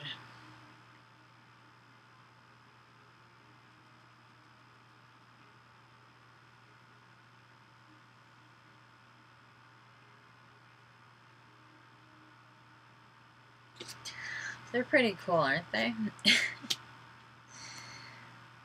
Okay, that's it. Alright, so.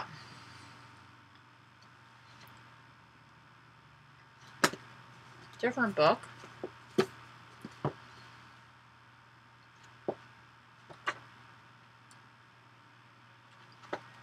Lady of the Harvest is number 18.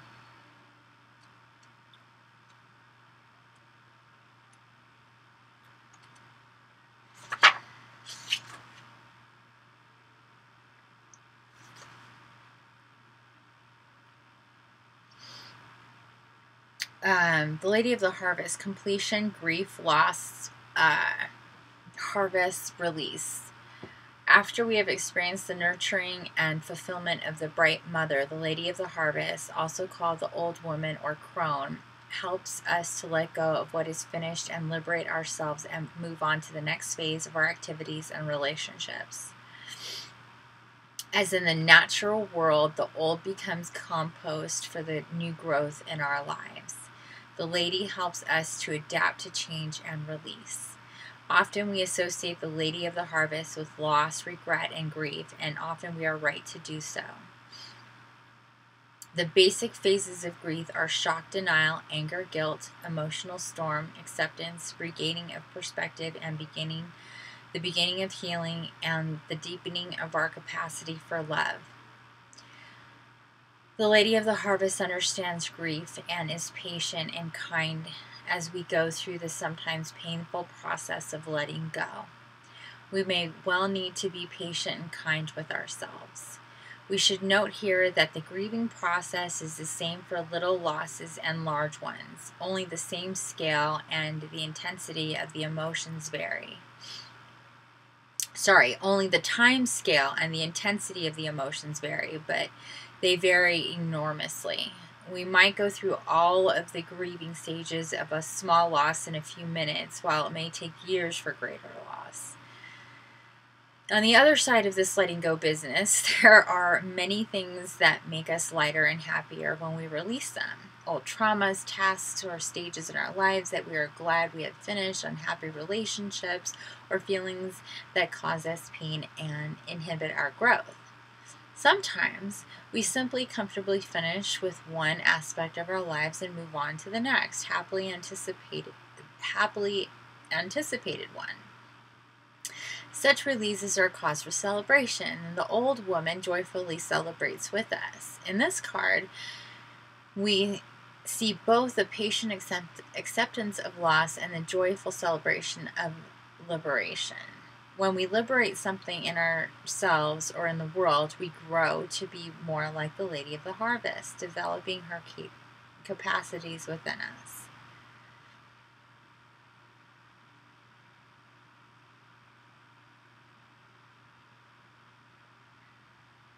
So,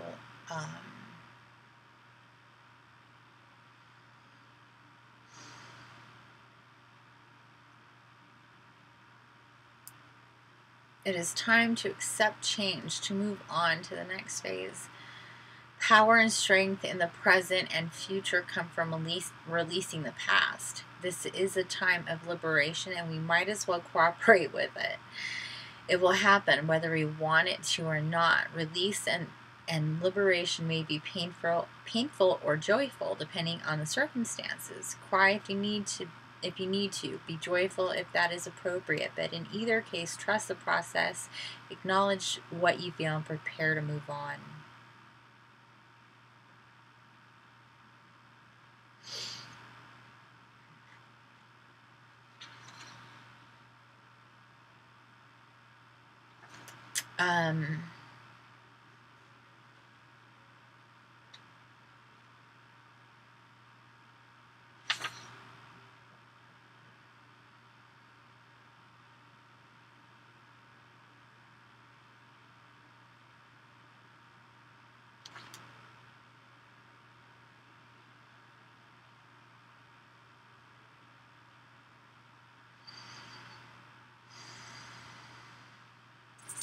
There's kind of a lot that's coming at me right now in regards to this on different levels that I'm not really sure where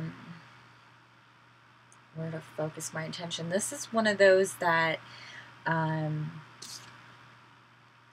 going to have to meditate on or just sleep on and see if I get more clarity on it tomorrow. I think that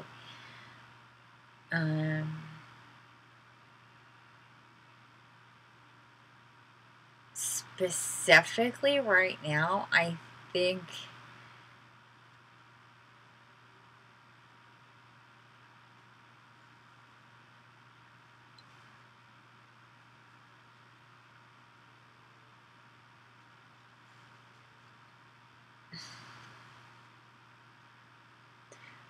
honestly this is more of a release thing.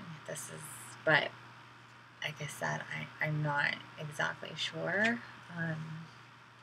So let's move on real quick. Number 45, Talon the Sylph.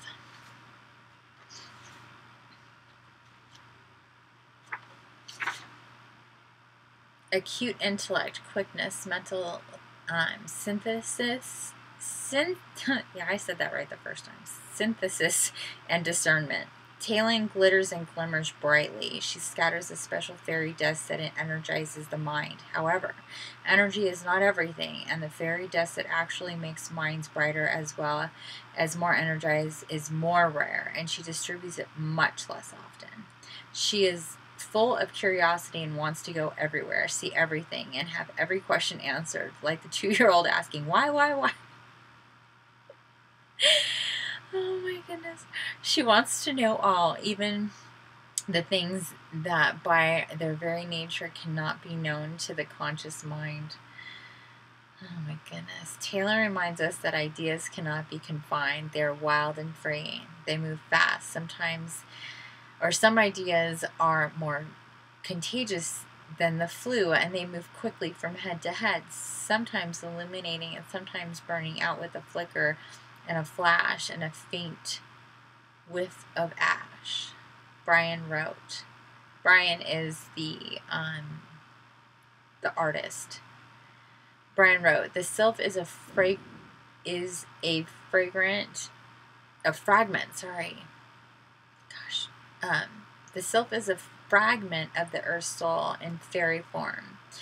In the fairy realms, light comes not from above, but from within. Like other fairies, sylphs light up the world around them, energizing all who come in contact with them with their quick fairy radiance.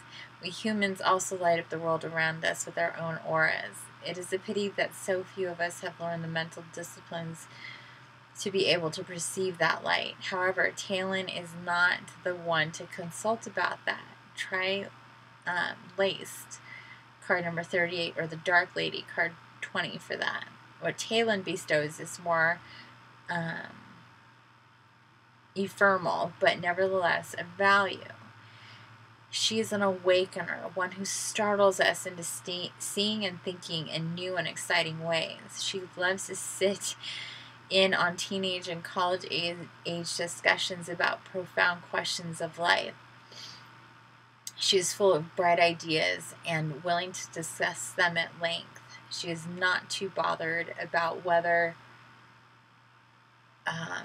the discussions make much sense or not. Ideas with wings are her joy, and mental stimulation is her game.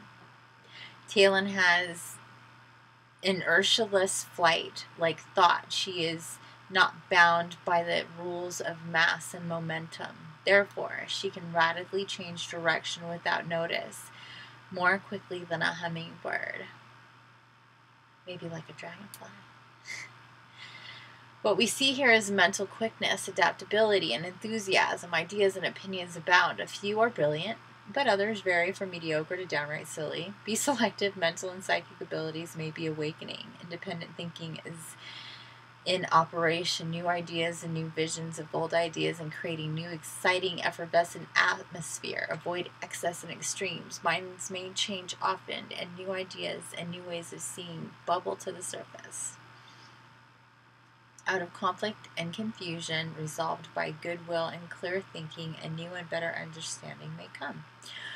Okay, so what I'm getting here from her is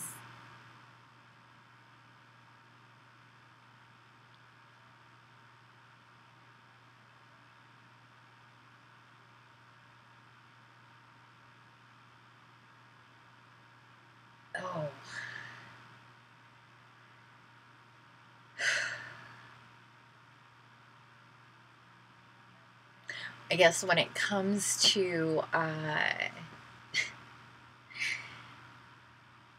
the capacities for, or what it is that I might be guided to do in the with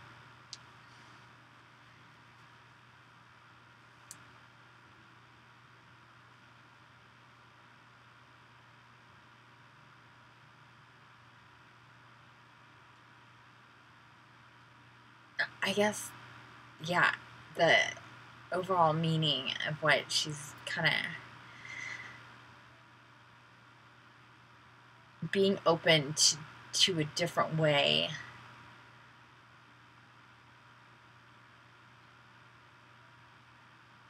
New ideas.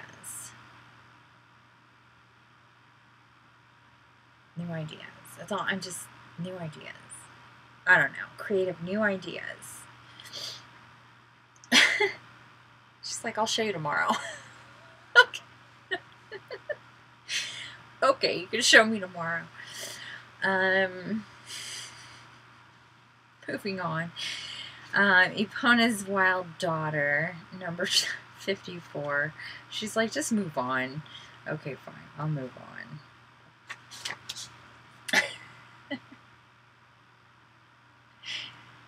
She's like, my ideas are coming at you so fast you can't even think. So, tomorrow. Or tonight when you sleep.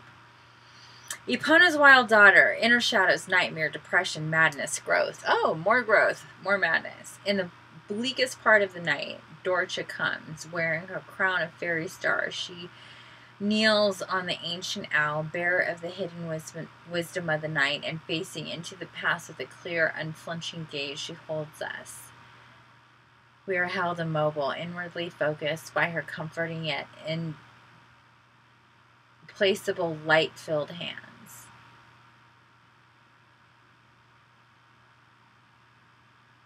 She asks riddles that often seem impossible to answer at first, and yet she will not let us go until we find the solutions within ourselves. She's one of the great teachers of Faerie, but her method of teaching makes Socrates' questions look like child's play. We must expect this of Dorcha because her lessons are about the shadow side of ourselves, the things we fear, our insecurities, self-doubts, and denials. She is practitioner of tough love therapy.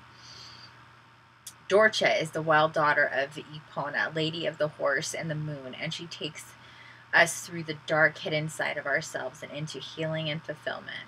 From the temporary madness of rage, premenstrual tension, or great stress to the deeper and longer psychoses, she drives us on the journey through our internal hells. When we complete the journey, we are transfigured and transformed, transcending our old selves. We can never be frightened by that darkness again, whether our own or that of others. But until that journey is fully complete, we exist in a state of vulnerability, which is where most of us are most of the time.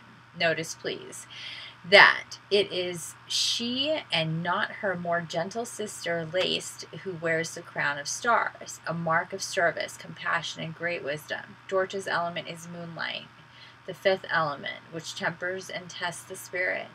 Through her teaching, our inner conflicts and struggles become,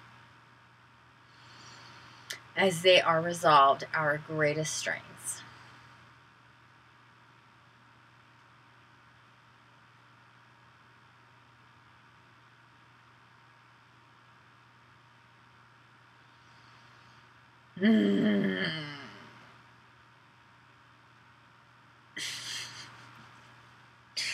Okay, so basically, this is more of the same.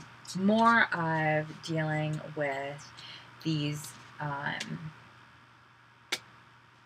shadow sides of people and healing. Remember, healing, if you are paying attention to each of these, healing is a theme. And I know that when it comes again to what I'm being shown about my mission of healing, is dealing with the shadow sides of people and being willing myself to have the confidence to work and have that tough love with people and their inner shadows. And with myself too, because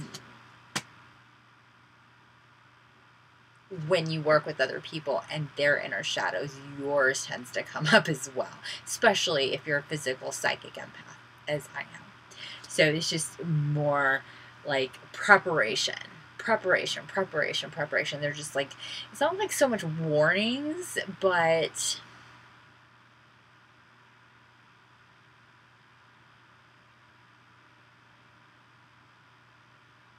because that sounds dark. They're not like, it's not warnings. It's just preparation. Just preparation. Okay. All right. And then the soul shrinker.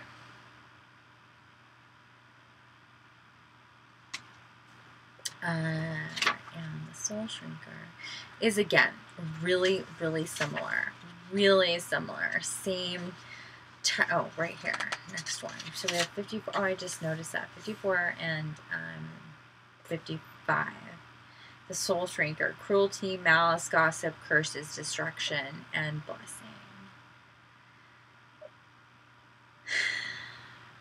The distasteful task of the soul shrinker is to observe what we say to and about others, especially the mean, nasty, and unnecessarily critical things. By observing our behavior this way, he reflects it back to us, making us more aware of it.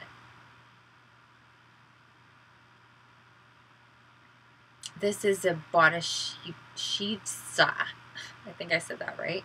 A spiritual being devoted to helping to bring about the enlightenment to all type of job, and it requires great compassion, understanding, and forgiveness if the soul shrinker himself is not to be dragged down to our level.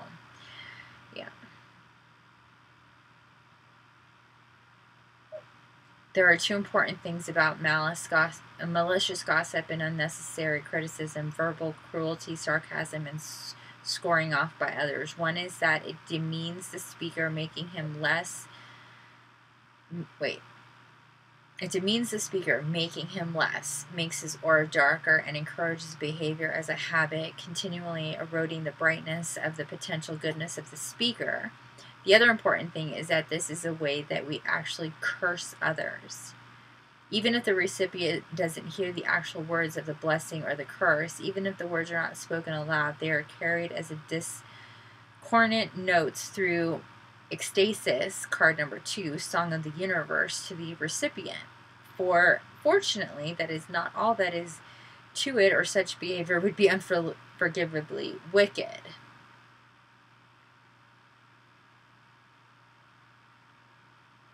If we choose not to accept it, then all of the energy boomerangs back to the sender, who then gets a well-deserved double dose of it.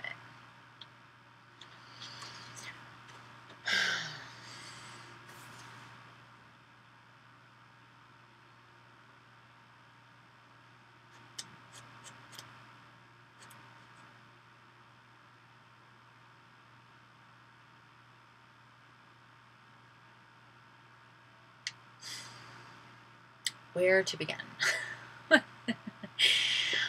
this? Okay, so along with this theme, we have what this malice, this gossip, this negative energy, thought forms, whether they're spoken or thoughts, whatever, that this soul shrinker helps to boomerang back, transmute, whatever.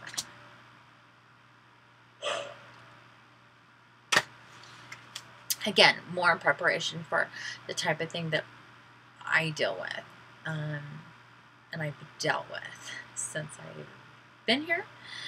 It's just kind of the nature of the game in this environment, and being who and what I am.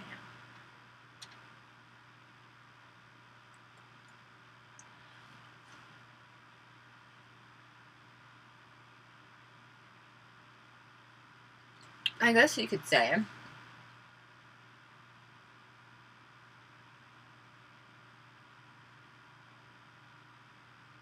that in a serious way, it's kind of like energetically, I can't be the soul shrinker. Like, I have to prepare for that as well. More preparation. for what is inevitably to come and how to deal with it, or at least to be open to energies and dealing with it.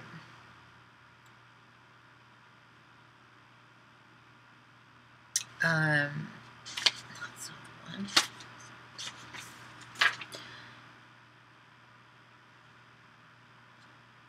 Why can't I find number 60? There we go. And number 64, guacha.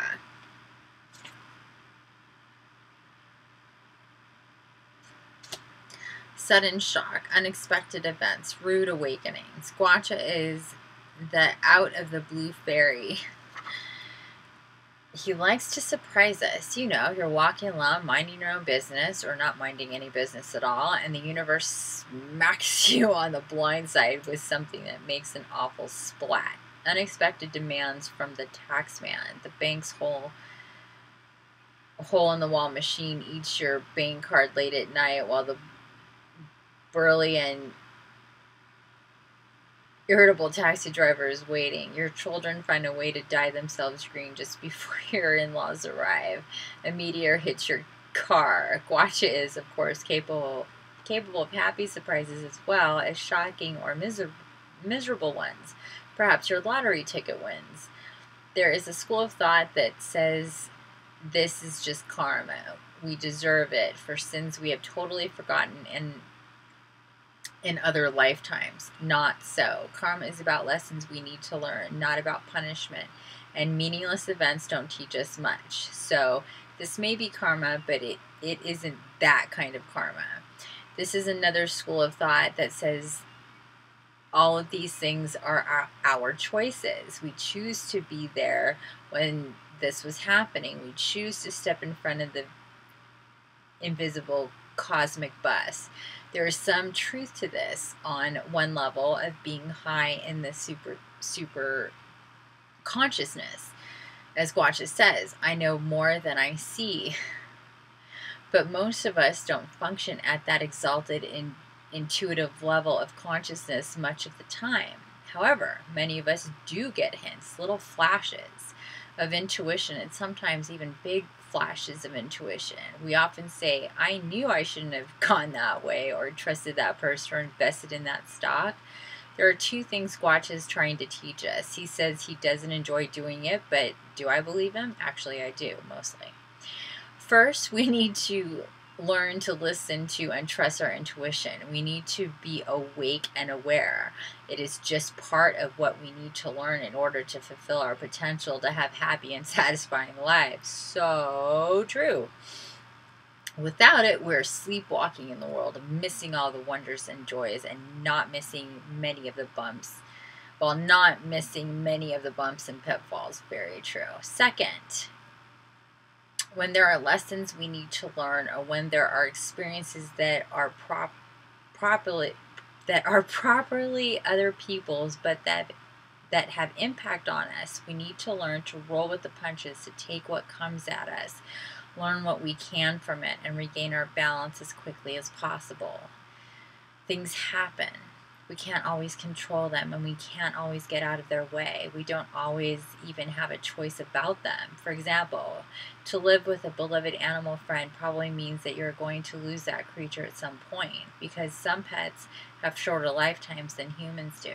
Other things happen as well. People occasionally win huge sums of lotteries. This too, we tend to be able... People occasionally win huge sums in lotteries, but this, too, we need to be able to take in our stride and not be completely lost in it. Guacha knows that we tend to build sturdy, rigid structures in our minds and lives, but he also knows that these often are not good for us. Sometimes we even complain about them, muttering about life being dull and boring. Yet we cling to them tenaciously. Such inner and outer rigidness usually encourages stagnation. Again, stagnation comes up, and the Unity card, number 1, insists on growth. So in helping us along, Guacha kindly delivers us these sudden surprises.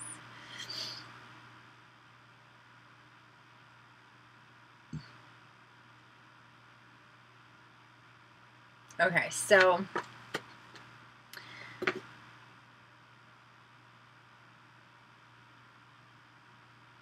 the dark side.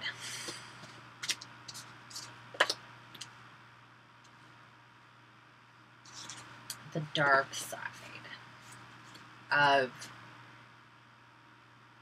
awakening, of spiritual awakening. The shadow side, the resistance. Okay, the resistance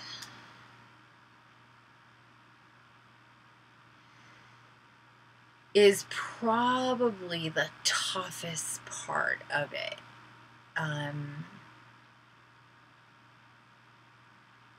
Because you can't wake up a little bit.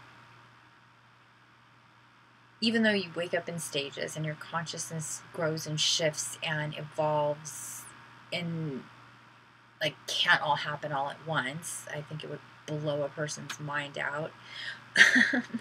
So it happens in stages, but at the same time,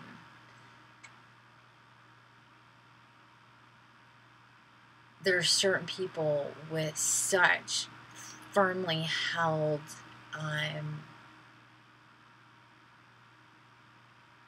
beliefs in their reality in the matrix, in their constructed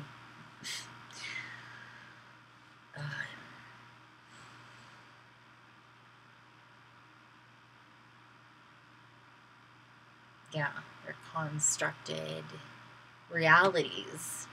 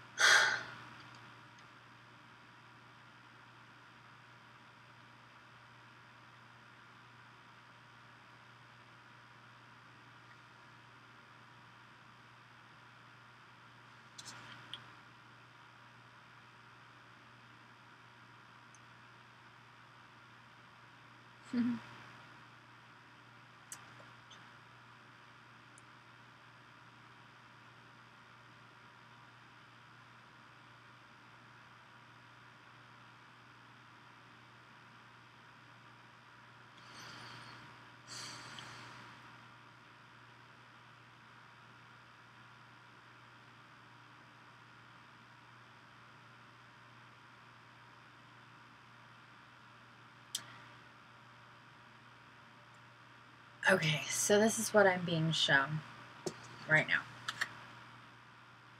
For some people, they see me like this.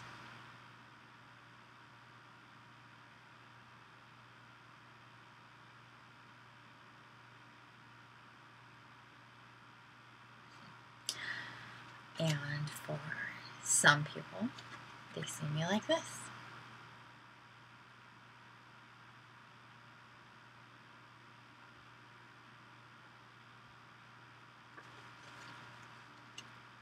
And what that means is that for some people,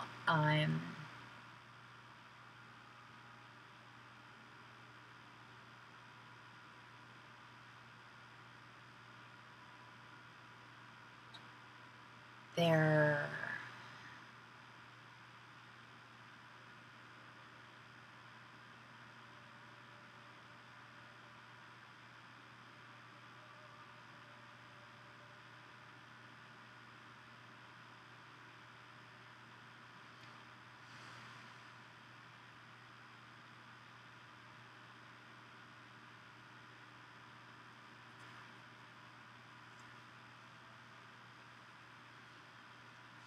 not so afraid, I guess, of letting go of the constructed reality that they live in. And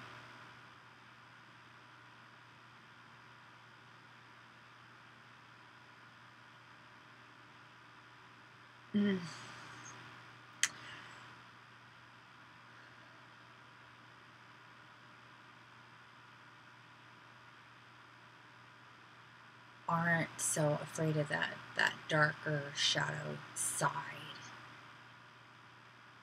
within themselves.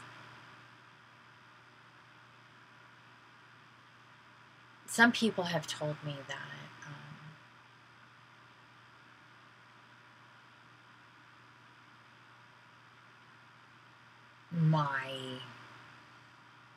I make that face because it's like, it's hard to understand, but sometimes, but they say that like my positive energy like can be uncomfortable because it shows them that they're more this than this with themselves.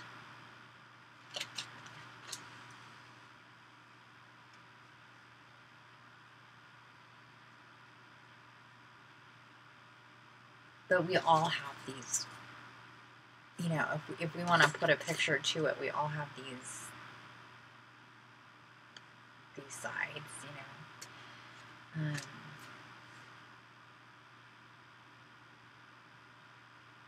I've known for quite some time that regardless, okay, I'm seeing this one now. Regardless of how anybody sees me and what I may invoke within them, can you see how this can be the exact same person, just depending on your perspective and how you may see her? Like, you can't even see her face here. She's just like in shadow. What do you really even know about her? Nothing. Here, same thing. A little different.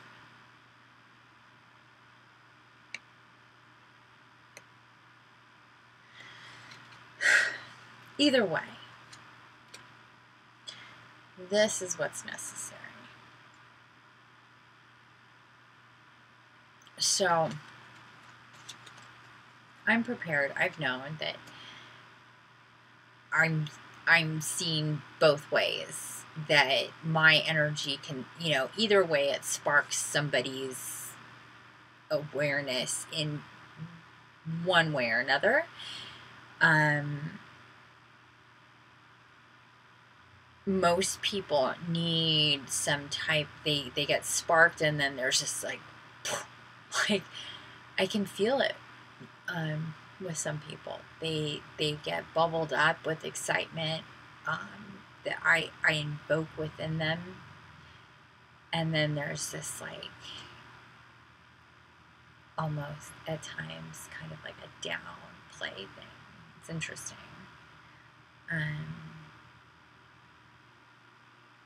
But anyway, so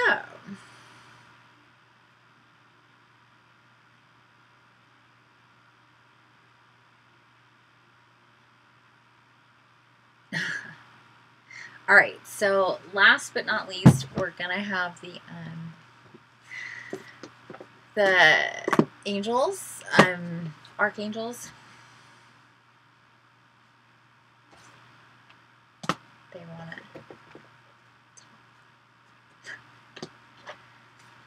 So I'm gonna.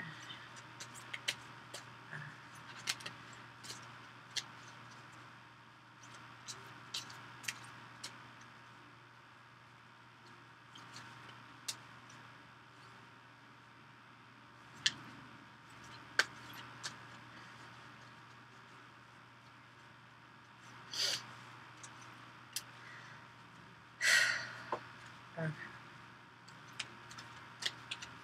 This is the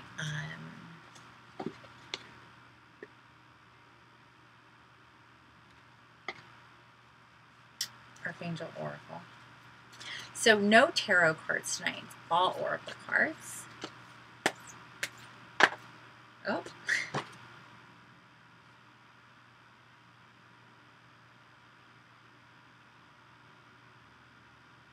Life review. Take inventory of your life and resolve to change or heal anything that is imbalanced.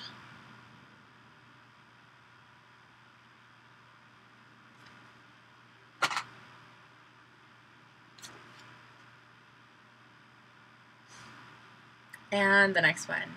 Jophiel, your dreams are blooming more rapidly than you realize. Still, they need nurturing and patience. One more. Passion. Haniel, trust and follow your renewed passion for your love life and career. That's funny. I mean, it's not funny. It is funny and it's not funny because it makes perfect sense, as they always do. Holy moly. Well, there we go.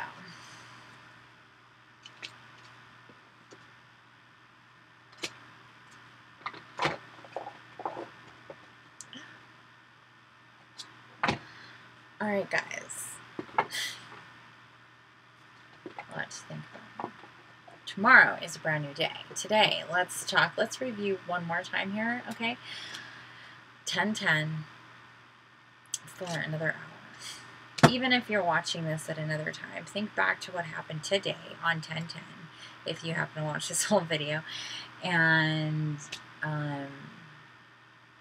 remember that it's manifesting time. Remember that it's change time.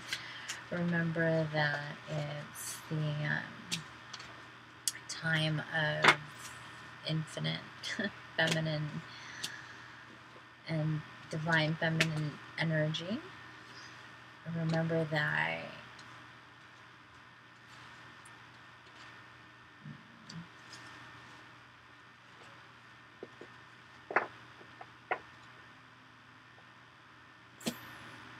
for as fast as things changed in the first part of this year, hold on for the next few months, because it's going to be a doozy. And with that, I bid you adieu and good night, because it's already 11 o'clock at night, and I can't believe that it's gotten so late. But it usually does. We'll see what I may come up with in the middle of the night. I usually, after I do